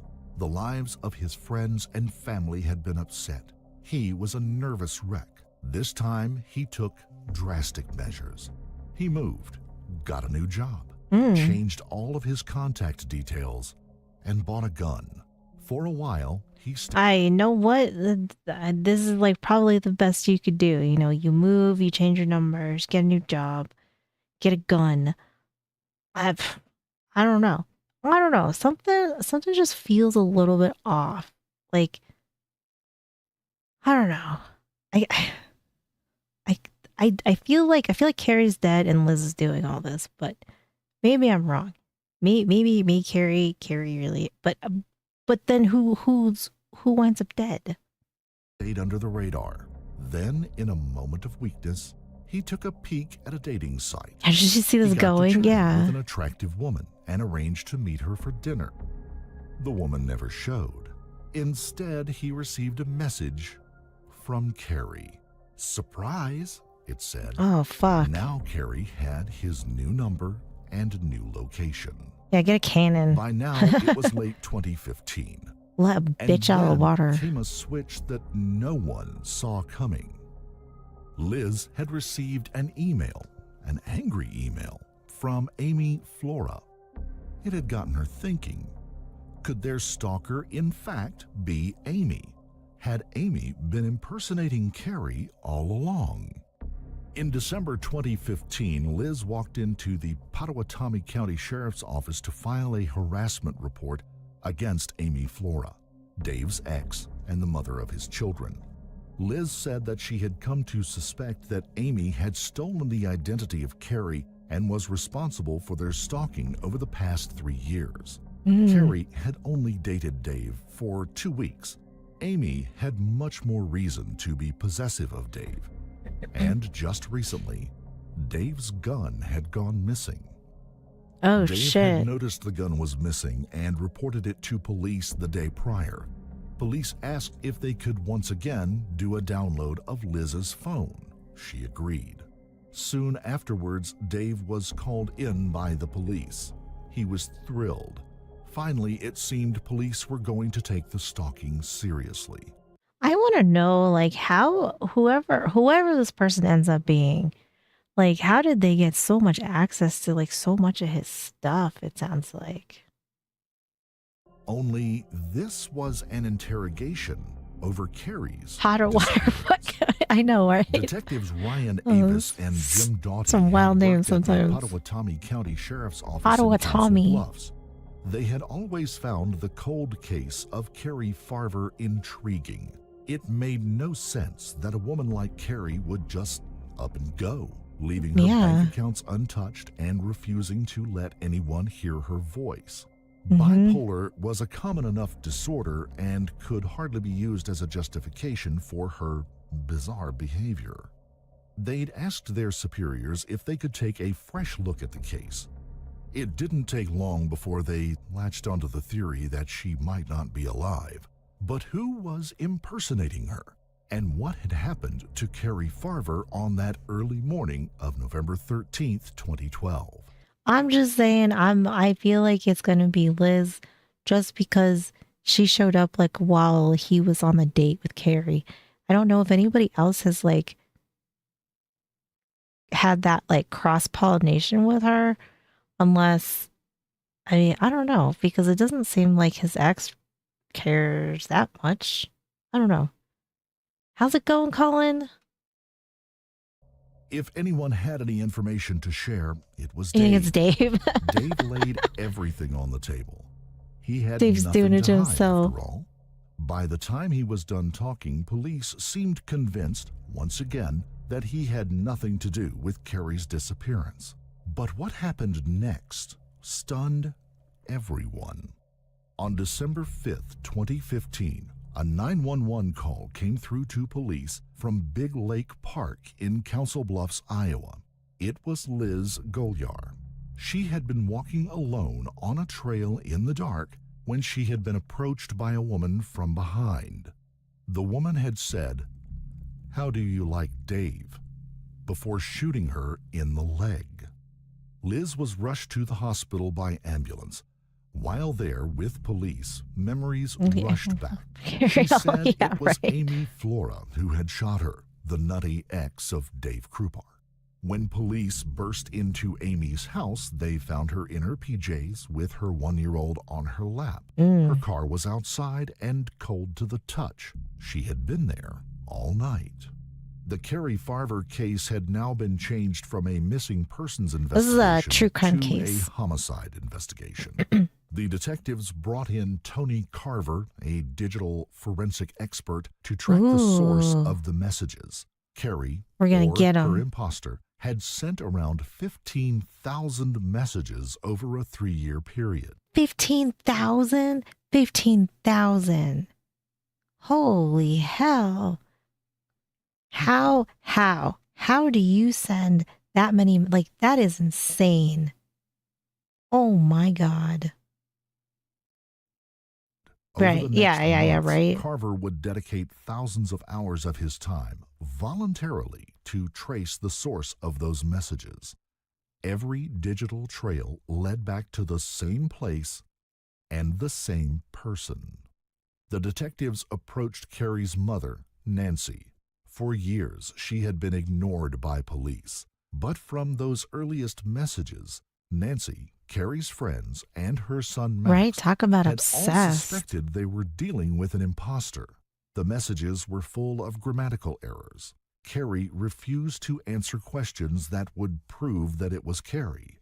And the woman they knew would never abandon. You think it's the baby mama? I don't, I don't know. I feel like yeah, like maybe it is the baby mama. I don't know. I don't know. Abandon her son.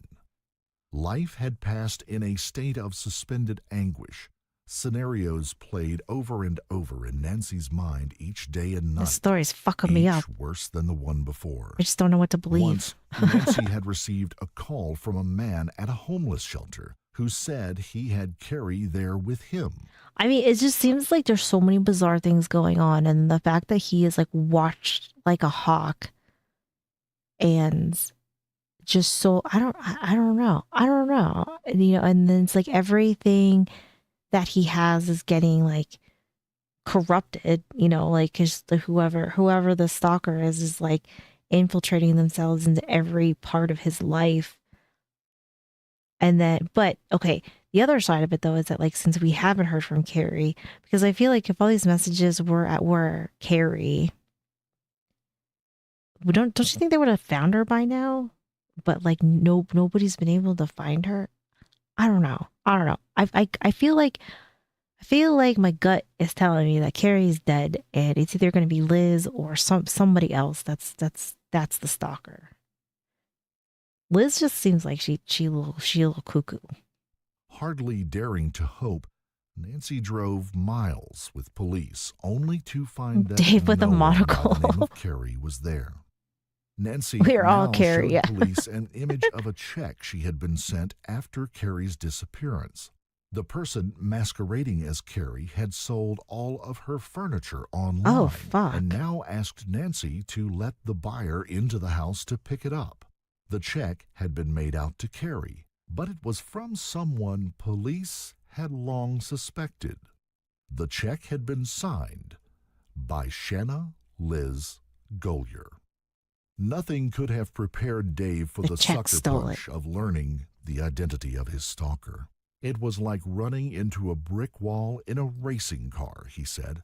Like, how could I be so naive or so stupid or so gullible?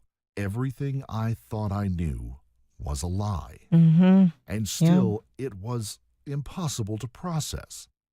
Liz had burned her children's home down, killed her own animals, and destroyed her own belongings, keyed her own car, vandalized her own garage, Barkin. shot herself in the leg, terrorized Dave and his. That's pretty ballsy. You shot yourself in the leg. I mean, you know, well, but like, I don't know. This is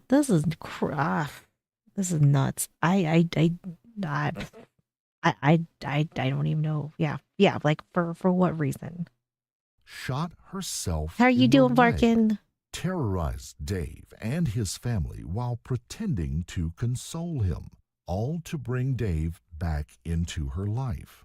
This seems like a sick game. Like that this lady was playing on him and that was like toying with him and like I don't know. This seems like a sick game that she was playing with him. The real question was, had she killed Carrie? Yeah. Police suspected that she had, but they didn't have Doing enough better than evidence yesterday? to charge Good, her. Barkin. In the meantime, she had I'm doing something good. even worse in store for Dave. Police now told Dave that Liz was on the verge of becoming totally unhinged. They put a tracker on her car, and she had been repeatedly going to the same block of apartments every day, all the time. It was the complex Yeah, this of would make a great Amy Columbo Flora episode. and his children. Police felt Oh, they were in fuck. imminent danger and urged Dave to Oh my god. Do you think she was gonna kill the baby mama then? Cause she starts stalking that. Oh fuck. Bro. We gotta lock her up. You gotta get her off the street. move in with Amy to act as a protector. In fact, they had altogether other reasons for wanting Dave there, but Dave was more than happy to oblige anyway.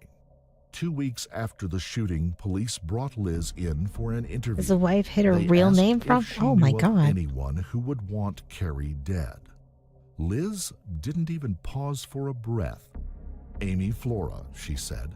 Police told Liz they needed to start building a case and wanted her help extracting a confession from her.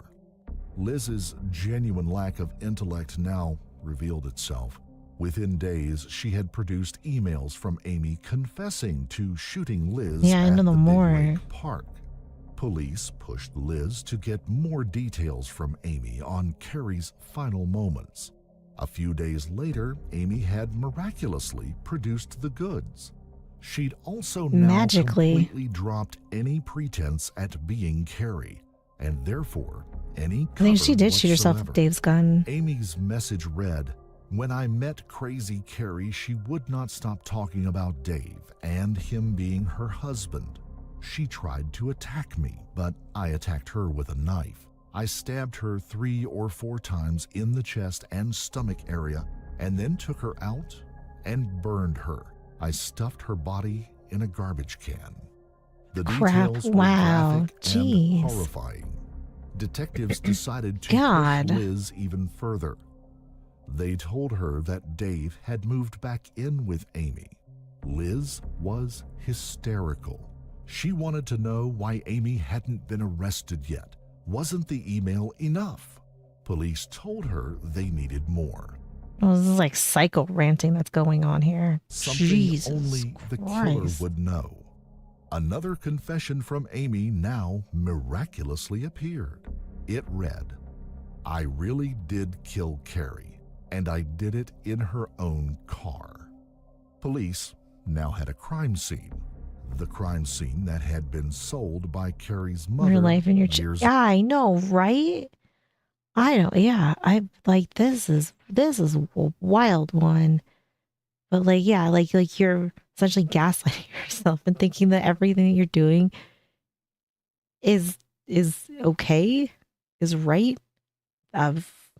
Bro. ago, but which, incredibly, police managed to track down. This time, they removed the passenger seat fabric. Beneath it was a large red stain that tested positive for human blood. The DNA matched Carrie's. Police arrested Liz on a traffic warrant and brought her in. They now presented her with the mountain of evidence they had been accumulating for months.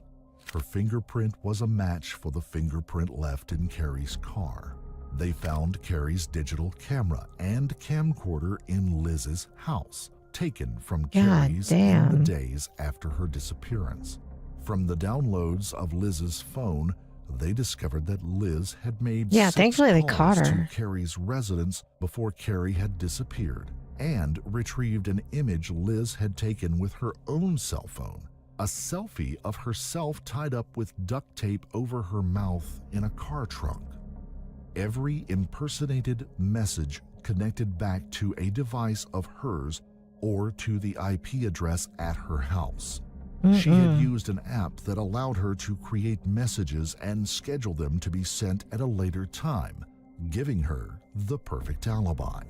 Then there was a tablet that Dave had in storage. The SD card You want to? Yeah, for sure. in Liz's phone and contained thousands of deleted images. Most were selfies of Liz, but there was another image too. At first, detectives had not known exactly what they were looking at. Skin, reddish in tone, visible tattoos. It was a human hope you meet foot Liz, in the yeah. early stages of decomposition. Carrie's foot. She took a picture of her foot? Bro. Oh my god. This lady. Police were able to identify Carrie from her distinctive tattoos. The Chinese tattoo was a symbol for mother, a role she had loved so much and had been stolen from her. They never found her. Just Oh, as she really? had They been never stolen found from her? son and from her mother. Oh gosh. It was the single most powerful evidence to emerge from the investigation. Police estimated that Liz must have spent 40 to 50 hours a week on the full-time occupation of terrorizing and stalking Dave herself. This is a full-time job. 40 hours a week stalking. That is a full-time job. And everyone who knew him. Liz denied it all. She told police she'd never been in Carrie's car, never written any emails. She didn't even have internet in her house. Mad or bad or both. Douglas County prosecutor Brenda Beadle later said that it was the most difficult case she had ever tried. This one was bizarre to the point where it would take some convincing to make someone believe that it actually happened.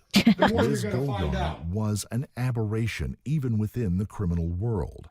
Can you imagine sitting through this trial though? Because if you had actually absolutely no context of any of this that he, that like we went through, it almost sounds unbelievable. Most heartbreaking of all? Yeah, how much does the that false pay? hope she had given to Carrie's mother and son. In one message sent from Max to Carrie's imposter 3 years after she had disappeared, he had written, "If this is really you, please come back. I want you to be at my graduation." Oh, that's heartbreaking. On August 15th, 2017, Liz Golyar was found guilty of first-degree murder and sentenced to life in prison. And I'm so thankful that she can't hurt anybody else. She's terrorized too many people. Now to a different story tonight. Yeah, It's a yeah, bizarre right? murder For case real. that has gained national attention. A twisted plot line that took investigators years to unravel. A mother went missing about 5 years ago in Omaha. Her body never found. The woman who killed her. Okay, so yeah, so they haven't found her. Today she learned her fate. Ms. Goyer, what some people are capable Goiter. has always confounded and mystified the court. Shanna Golyar is sentenced to life in prison plus 18. Oh, I know. And then can you imagine like looking at your like jury notes and being like, this doesn't make any fucking sense. You're like, this is like nobody's this crazy, right? Murder and arson. Judge Burns convicted her with proof beyond a reasonable doubt of stabbing Carrie Farver to death in 2012 outside her boyfriend's Omaha apartment. Golyar previously dated the same man. There were many hugs for Carrie's family afterwards. Her mother says she's glad Golyar can't hurt anyone else. She's got a life sentence now, but she also gave everybody else that loved Carrie a life sentence. She took Carrie's life. She gave my grandson a life sentence of not having his mother there. And all of the people that love her. We have to live life with plus the 20 nightmare years. that we have lived with for so long. Golyar not only killed Farver, but for years deceived Carrie's family into thinking she was alive by sending texts. She hadn't been seen since 2012. She also sent thousands of texts and emails to the former boyfriend on behalf of Farver. She was, oh yeah, right? I don't know. She could have maybe got, I don't know. Asking him to find it in his heart to give her 30 years so she could get out in 15. Fuck no. Let her fucking rot in there. No, absolutely not. No. Prosecutors say she has no heart and show Yeah. zero remorse. She's She was crazy. making up excuses for what she did, trying to implicate friends of hers. Let her out in 30 years. Get the fuck out of There were no here. friends. She doesn't have many friends that ever came out in this investigation, and certainly she could have mentioned names if she wanted to during the whole trial, and she didn't. Last Sunday, Farber's family had a memorial for Carrie by setting off lanterns. Farber wanted to be cremated and have her ashes thrown into the wind. Rainey wishes they could fulfill that request. And if that that's wasn't sad. disturbing enough, there's a parting tidbit for you. Oh, God. Goyar has since repeatedly written of her desire to be released from prison because the real killer is still out there. I Oh will my not God. stop fighting until I'm set free and they find the right person. I think they found the right person, in my opinion. Yes, let her rot in there. Don't let her out. Fuck her. Yeah. This is crazy. This is nuts. All right, here's the link to the video. What in the OJ Simpson? Yep, for real though. That was nuttier than a squirrel turd. I don't even know what to think about that one. That was good. That was a good one. All right, let me go take a quick break, and then I think we'll do like one maybe two more videos.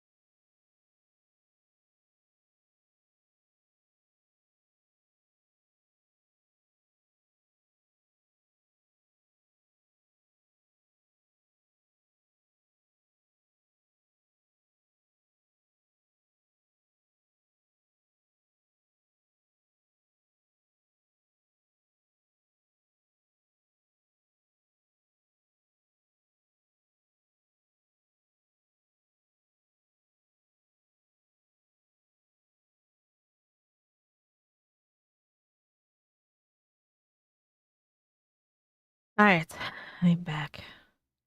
How's it going, Mel?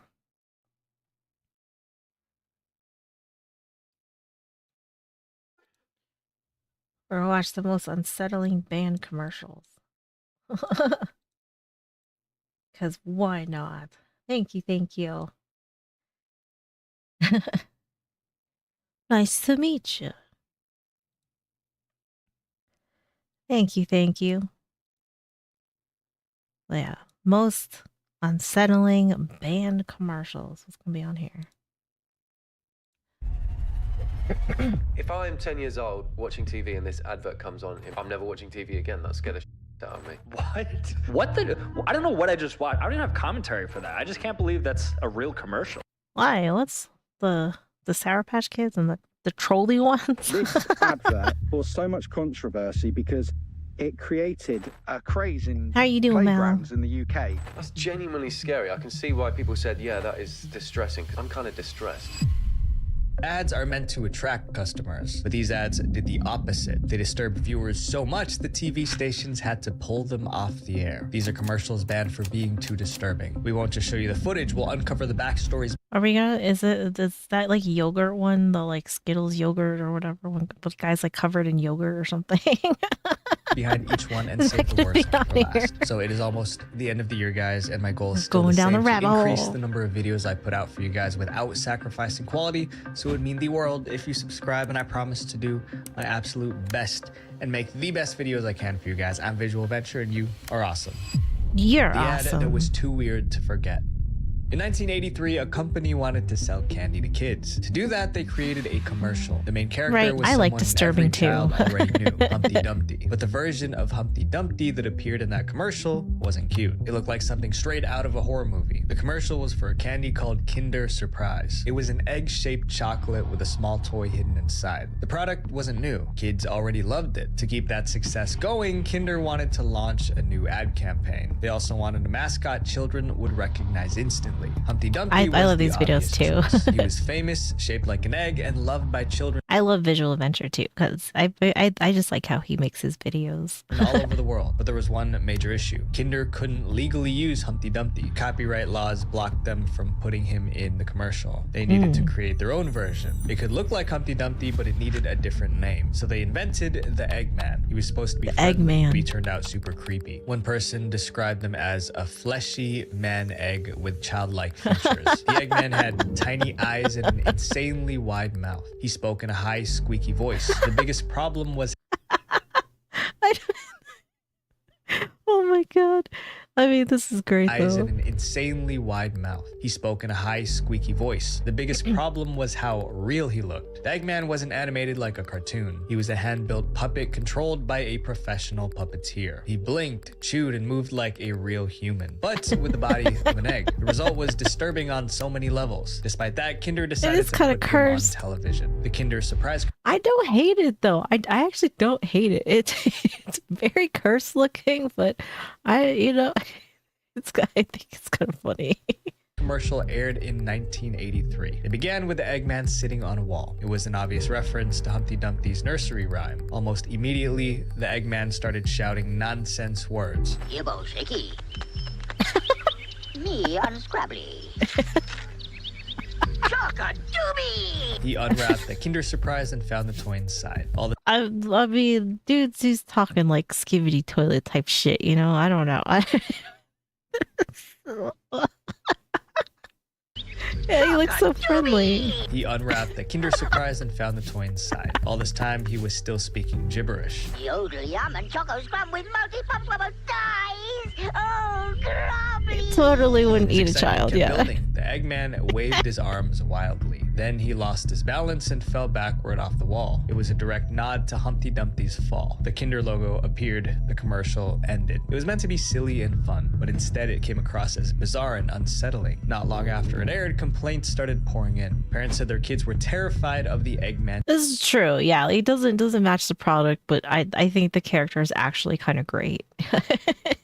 Creepy face. And it wasn't just a few kids, it was thousands. Eventually, TV stations had to act. After many complaints, it's networks sibling stopped airing McDonald's ad. It was unofficially banned. Eventually, Kinder decided to pull the commercial completely. By then, it already had a reputation as one of the creepiest candy ads ever made. But that wasn't the end of the story. Decades later, the footage resurfaced on YouTube. People couldn't believe it was real. Overnight, the Eggman became a meme. YouTubers created parody versions. Fans even tried to translate his gibberish. Yodel yum and choco scrum with multi-pump die. The translation was obviously fake, but it captured what everyone thought. The ad was absolutely weird. Kinder tried to bury this ad. Didn't work. Decades later, it's still right. Yeah, let's scare the shit out of kids, and same way. They'll definitely want this candy more. Away on its own. A few years ago, someone dug up my old private data and used it to threaten me. I tried removing my information from every website that I could find, but I gave up because there were hundreds of them. That's because these sketchy websites are profiting off of your information. I've never had a Kinder Egg. Anyone who pays, and it's completely legal, which is insane to me. But if you ask them to remove your data, they're also legally required to take it down. But there are just way too many sites for you to do it yourself. That's why today's sponsor, Aura, exists. Aura figures out which data broker sites are selling your information, then takes care of every removal request for you. Within a few weeks, you'll notice less spam calls, less junk mail, and your name becomes much harder to find online. But Aura goes further than just data removal. It can't really go monitors the too dark wrong, web and Candy. sends you alerts if your information shows up there. If someone tries to open a bank account or take out credit in your name, you'll get notified right away. And if the worst case scenario happens, Aura protects you with up to $5 million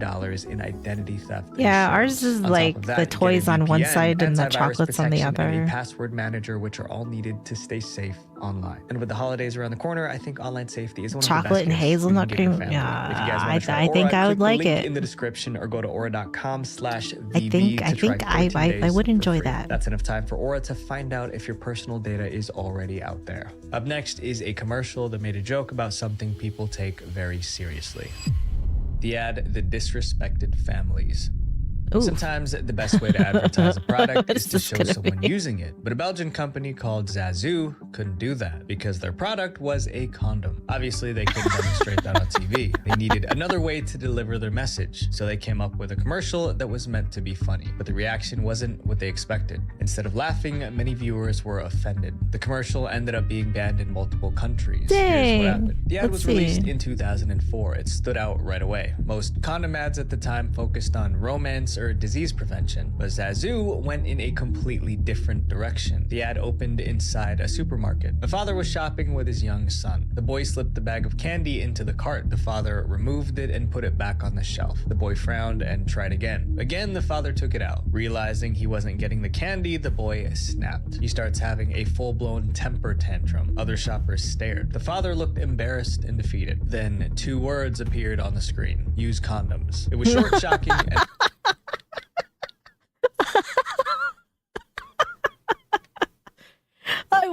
I see nothing wrong with this. I see nothing wrong with this.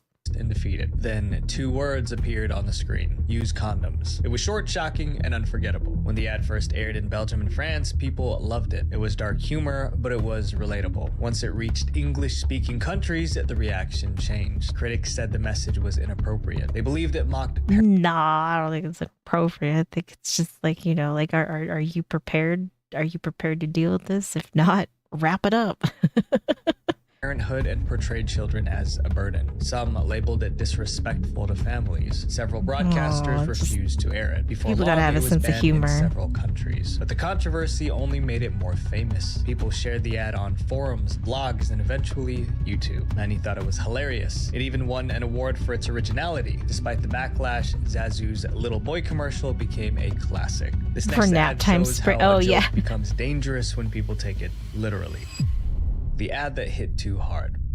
In 1992, a TV commercial went viral in Britain. People couldn't stop talking about it. Many even called it one of the funniest ads ever made. But then, kids started reenacting the ad in real life, and within weeks, someone landed in the emergency room. Suddenly, people realized the ad wasn't just funny, it was dangerous. The story began with a drink called Tango Orange. It was basically orange soda, but the soda market was very competitive. Tango's biggest rival was Fanta, and Fanta was everywhere, on TV, in stores, and in almost every fridge. Tango Tango needed something bold to grab attention, so they hired a top ad agency. At the time, most ads followed the same formula. A person used a product and suddenly everything in their life got better. Tango's team flipped that idea. They asked, what if drinking Tango didn't make you better? What if it shocked you literally? That became the concept. Tango's flavor was so intense that it hit you with an unforgettable punch. To bring that idea to life, the team created a strange new character. They named him the Orange Man.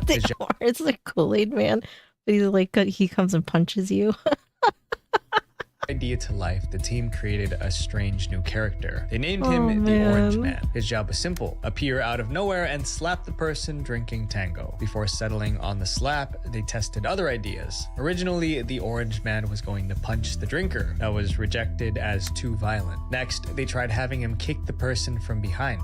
That was rejected too. Finally, they decided on a slap. It was risky, it was different, and soon it would cause serious trouble. They filmed the commercial and put it on TV. It began with 3 young men standing outside a corner shop. One of them cracked open a can of Tango and took a sip.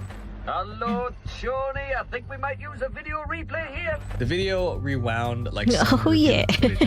This time, viewers saw what really happened. Oh, yes, we could be in for a quintessential Tango taste sensation here. As soon as he took a sip, the Orange Man ran Have a up good night, and slapped GB. him on both cheeks. The drinker was shocked. The voiceover called it super taste sensation. Then came the tagline. No. When you've been tangoed. The ad was an instant hit. You know when you've been tangoed became a national catchphrase. Adults quoted it at work. Kids repeated it on playgrounds. Tango's sales skyrocketed. At one point, Tango outsold Fanta by almost 2 to 1. They obliterated their biggest rival. For the company, it was a massive win, but the win didn't last. Not long after the ad went viral, teachers noticed something alarming. Kids were sneaking up behind classmates and slapping them on both cheeks. Then they would yell, "You've been tangoed." At first, schools thought it was harmless fun, but the Tango slap kept getting harder. One morning, Tango's advertising team got a call from a hospital. A surgeon was on the line. He said, "I thought you'd like to know that I did an operation on a child this morning with a damaged eardrum." When I asked him what happened, Oh, they're like cupping them,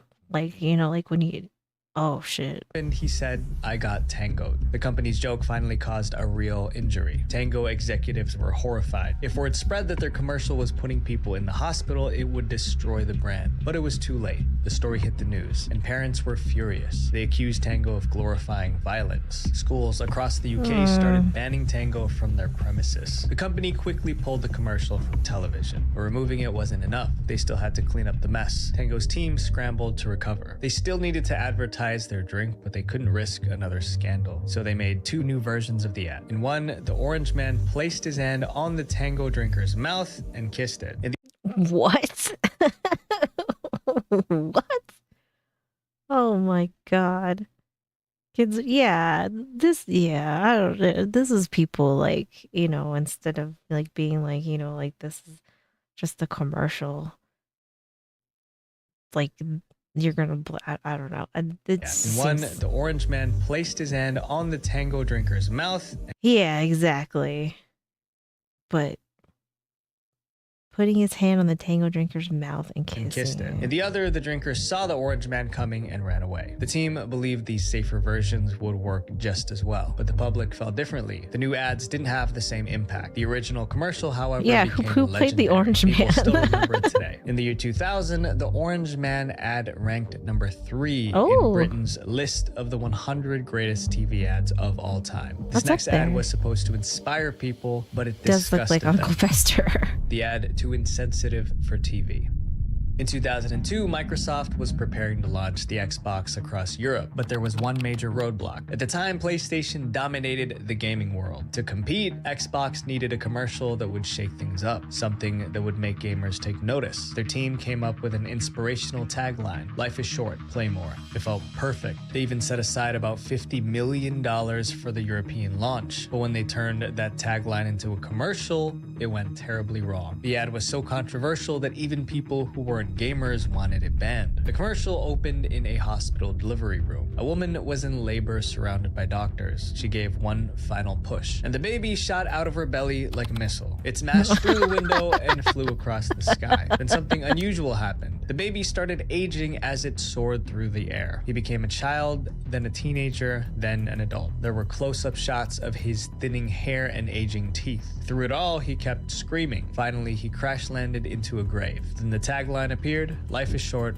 play more." It was clearly dark humor, a visual metaphor showing how quickly life passes. But when the ad aired, viewers weren't inspired. They were disgusted. The Come on. Sometimes you just gotta have a little bit of dark humor in your life sometimes. It's what builds character. How quickly life Kind of passes. funny. But when the ad aired, viewers weren't inspired. They were disgusted. The problem was simple. People didn't like the idea of using death to sell video games. Authorities in the UK received more than 100 complaints. One was from a grieving mother who recently lost her baby. After weeks of backlash, the authorities And that, I don't know, like, I'm not trying to sound super insensitive here, but I feel like there's like a lot of like just overly sensitive people. I mean, even back then, it's just like, fuck, relax. It's a commercial.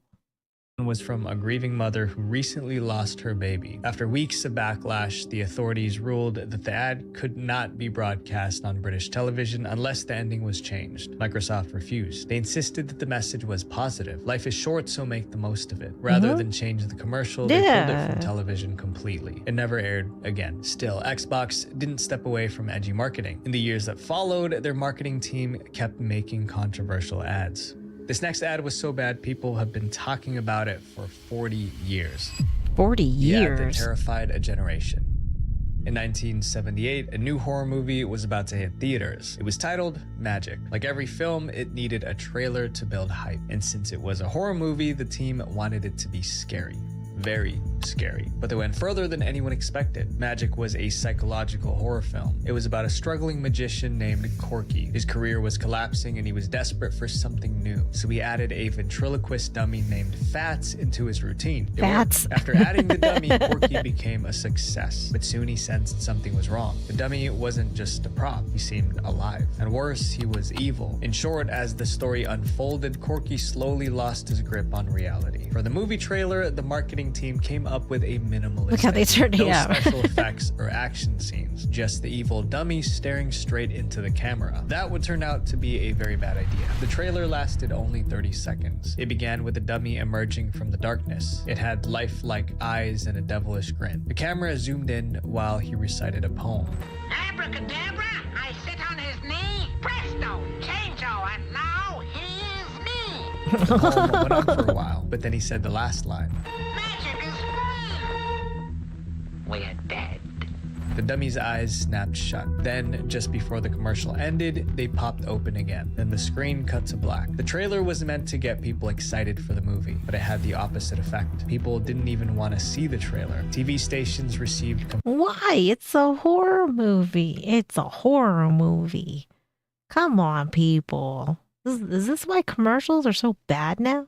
but it had the opposite effect. People didn't even want to see the trailer. TV stations received complaint after complaint. Parents said the dummy was giving their kids nightmares. Others claimed their kids ran out of the room whenever it came on. One viewer said the poem got stuck in their head. It didn't help that the trailer had no storyline. It was just a puppet staring straight at the viewer as if it were mad at the viewer. Right, common story of needs forever. I don't know. This like, come on.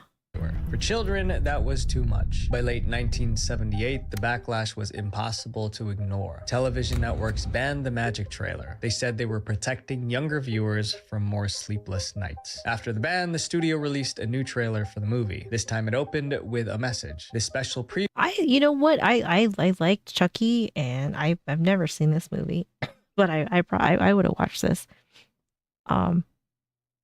I don't have any issues with dolls. I don't have any issues with dolls, clowns, nothing like none of that really bothers me. And I've watched, you know, like all kinds of stuff along those, you know, like that. And I don't know, like none of it bothers me. Like I appreciate the creepiness.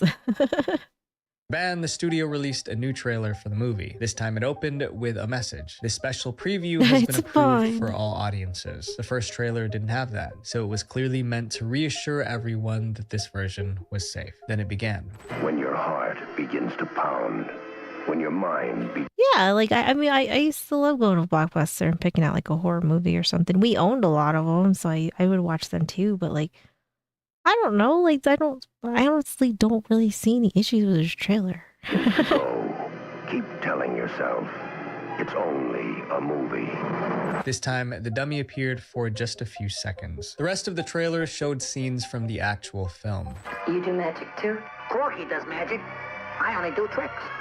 It was spooky, but not horrifying for the people at the time. When Magic premiered, reviews said the movie wasn't nearly as scary as the trailer. One critic wrote, "There's nothing..." Well, I mean, that's usually how it is most of the time. I mean, you know, because now I feel like everyone tries to make it seem like they make the scariest movie ever, and then I watch it and I'm like, this is not that bad. Or like the Terrifier movie, and they're like, oh, people were getting sick and like leaving the theater because it was so good. Like we watched it. I mean, like, I thought it was great.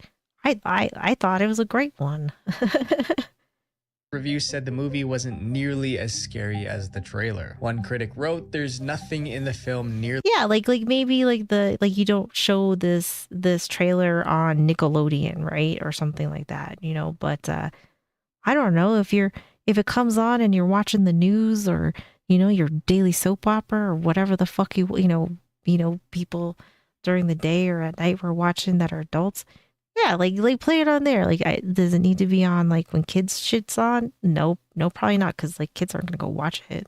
As terrifying as Fat's grin and that creepy little rhyme. More than 40 years have passed since that original trailer, and people still talk about it. Today you can find it on YouTube, and comments are filled with adults who still remember being terrified as children. Some even call it the scariest movie trailer of all time. This next ad got into trouble for being a little too realistic.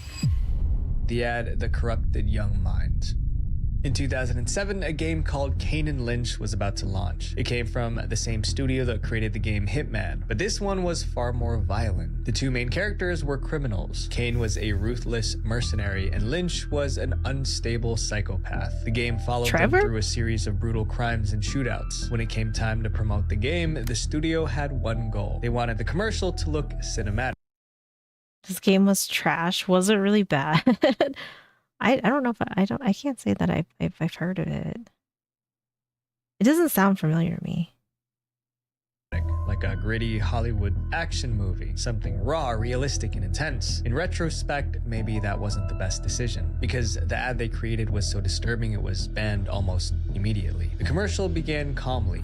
From the creators of Hitman comes Kane and Lynch. Then all hell broke loose. There was gunfire, screams, and sirens. Kane and Lynch didn't hold back. They took down anyone who stood in their way. It was 30 seconds of non-stop violence. The creative team thought they nailed it, but once the ad aired in the UK, the public reaction was a disaster. The commercial... I'm not trying to be mean, okay? But like, is this like a UK issue? And it like, you know, I'm just asking.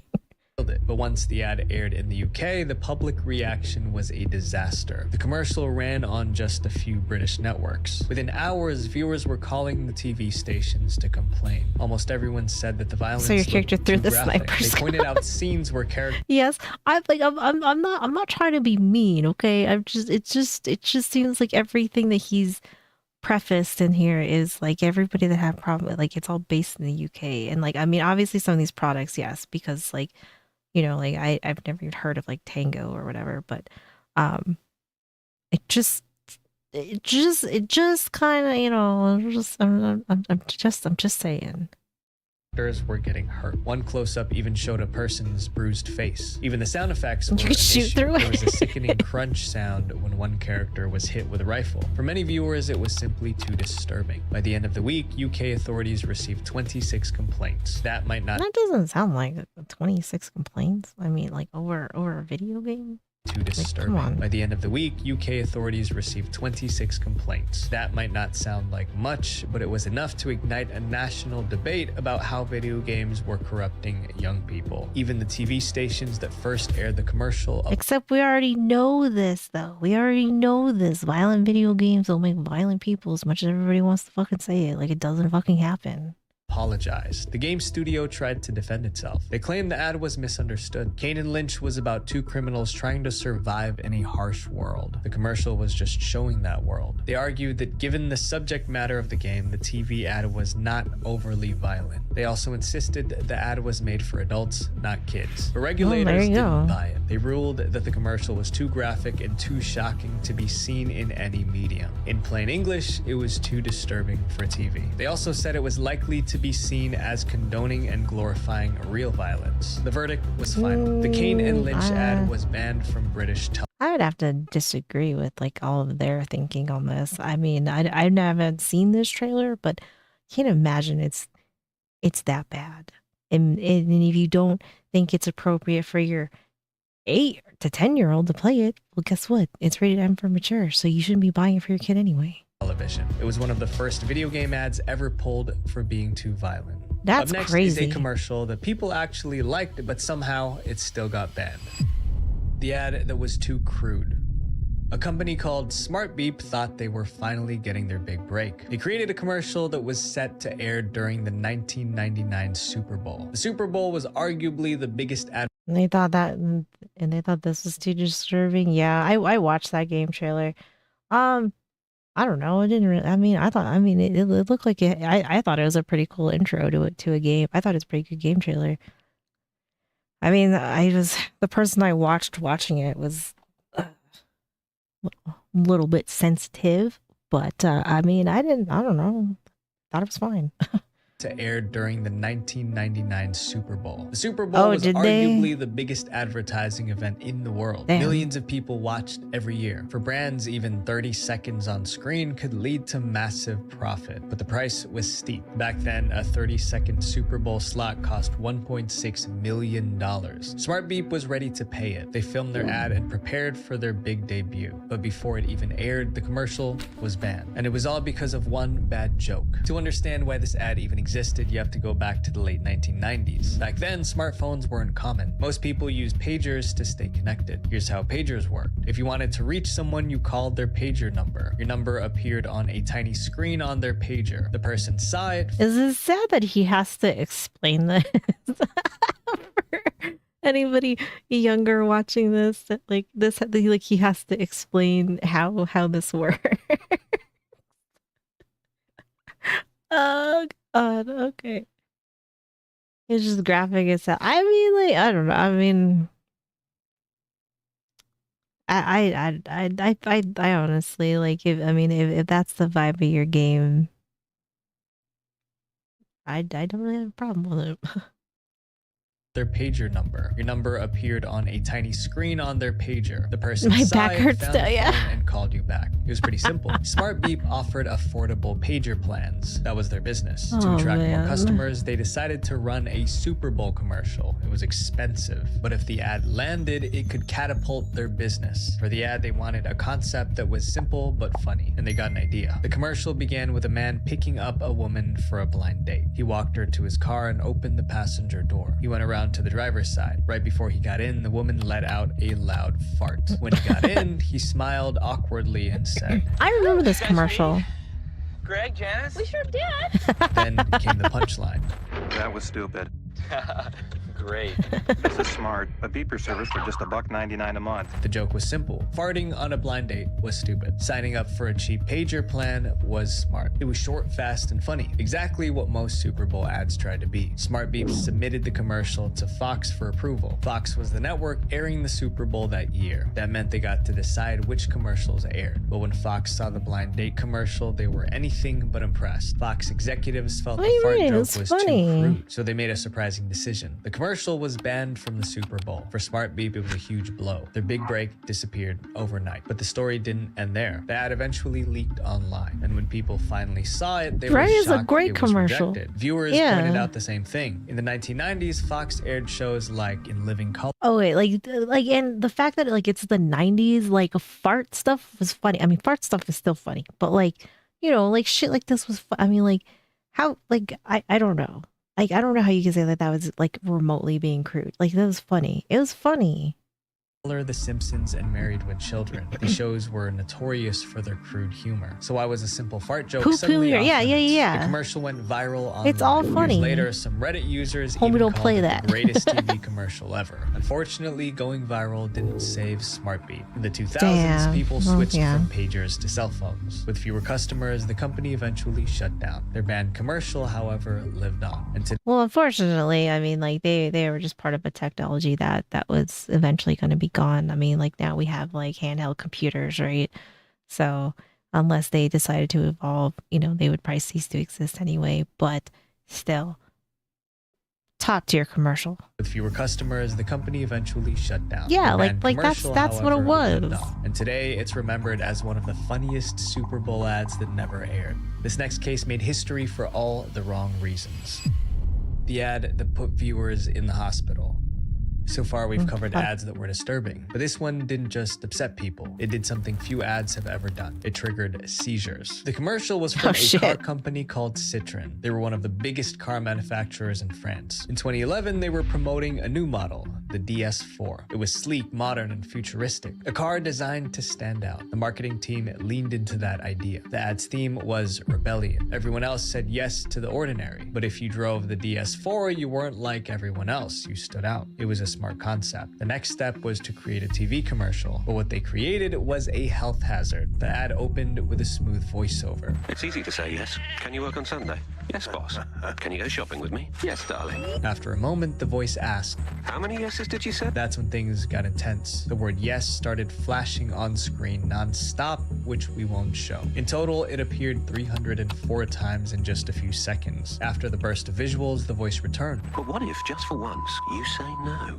The camera cut to the DS4 gliding along Oh, I don't know if you're. I guess if you're like if you are epileptic like this, I don't think you're gonna be able to answer if you watched it. a road. Why conform? The message was simple. Most people say yes to normal, but DS4 drivers don't. The flashing yes sequence was only a tiny part of the ad, but it was about to ruin everything. Trouble began the moment the ad aired in the UK. Within hours, stations received complaints. Viewers said the flashing made them dizzy and disoriented. Then the most serious reports came in. Several viewers said the ad triggered epileptic seizures. The condition is called photosensitive epilepsy. It's a disorder where rapid flashing images can cause seizures. That meant a car Yes, the seizures. Okay, like I will say, and like people, if you are epileptic and like in their defense, if you have an ad that like could potentially trigger that in somebody, that's not their fault. Okay, like as much as like we want to like dog on the Europeans because it seems like this is like the pattern it's been. This is kind of unfair, like you're sitting there watching TV and then this ad comes on and you are epileptic and this shit starts happening. Like I feel like, that's a little bit, I mean, this could happen, here, this could happen anywhere, this is like a universal thing, that like had this ad gotten shown here, it probably would have done the same thing. If it got shown anywhere where you have epileptic people, it's probably, it would just happen everywhere. But like fuck, I mean like that's gotta be a little rough though, that's like a ultimate jump scare, Yeah, it took us well, and now I feel like we have too many. I feel like we have too many warnings, but I do feel like this is fair. Like this is a fair thing to pull and think that this was a bad idea, because like you can't. This is something like people can't help. Like if you have this, like there's nothing you like. There's only so much you can do to combat it. And if like and you get an ad that pops up and you're watching it, and it triggers it, like that's kind of like that's like kind of fucked,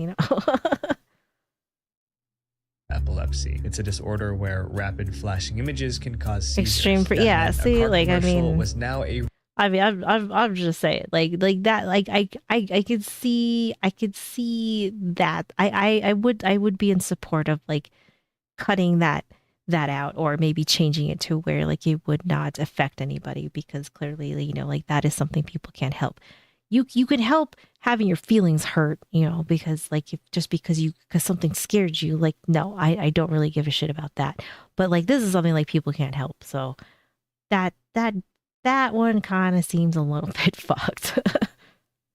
real health hazard. Citron quickly issued a statement. They admitted the situation was serious, but insisted it wasn't their fault. They explained that the commercial passed every required safety test. One of those tests was designed to detect flashing patterns that could trigger seizures. It was called the Harding Flash and Pattern Analyzer test. The ad passed that test too. So if true, sure, yes, I would agree too. Yes, if true, yes, exactly. technically, everything was safe. If that was true, what went wrong? Authorities launched a full investigation. They retested the DS4 commercial using advanced tools. This time, the ad failed every test. That revealed a much bigger issue. The old safety checks weren't accurate enough. Regulators took action. They updated the standard safety tests, making them stricter and more precise. But for Citron, it was too late. The ad was officially banned in the UK. The ruling was clear. The ad must not appear again in its current form. At least something positive came out of the chaos. Citron's mistake helped make advertising safer for everyone. Shock value sells for a second, but trust, that takes years to build and seconds to destroy. So before you do something just to stand out, ask yourself, how will people remember you? I mean, you know, just say like, hey, is this gonna cause seizures? You know, maybe we should rethink. You know, is it gonna scare people and they might be oversensitive? Ah, fuck them. Before you do something just to stand out, ask yourself, how will people remember you? Visual Venture. This was a good video. This was good. I do enjoy his videos. He finds some like very, very interesting things that I haven't always heard of. So I definitely appreciate it. But that last one's kind of wild. Like if everything was true, then that's kind of fucked up. It is kind of fucked up. But that was good. That was good. That was a good one. All right, guys, it is that time because it is almost midnight. I have to go to bed. I gotta go to bed. I gotta go to bed. Your amazing hugs. There you go. But thank you so much for hanging out, guys. I appreciate you guys being here. Have a good rest of your night and day, whatever it is for you. And I will be back on tomorrow. Well, I'll be back on tomorrow night. It's only 2 in the morning. Bruh.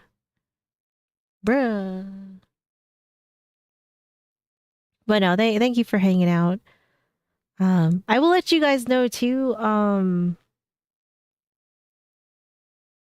I have created a long what am I trying to say? Like long compilation Christmas marathon that's coming out on Christmas, because I actually like won't be here, but so Christmas there I have put together, I worked on it for like the last like week and a half maybe.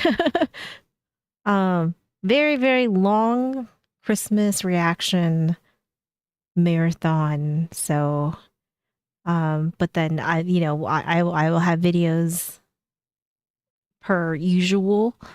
But yeah, next the Christmas, on Christmas, I will be releasing a super, super long marathon for you guys. So if you just need something on, that'll be available. So, and then like I'll still have videos coming out while I'm gone, but I just figured I would let you guys know.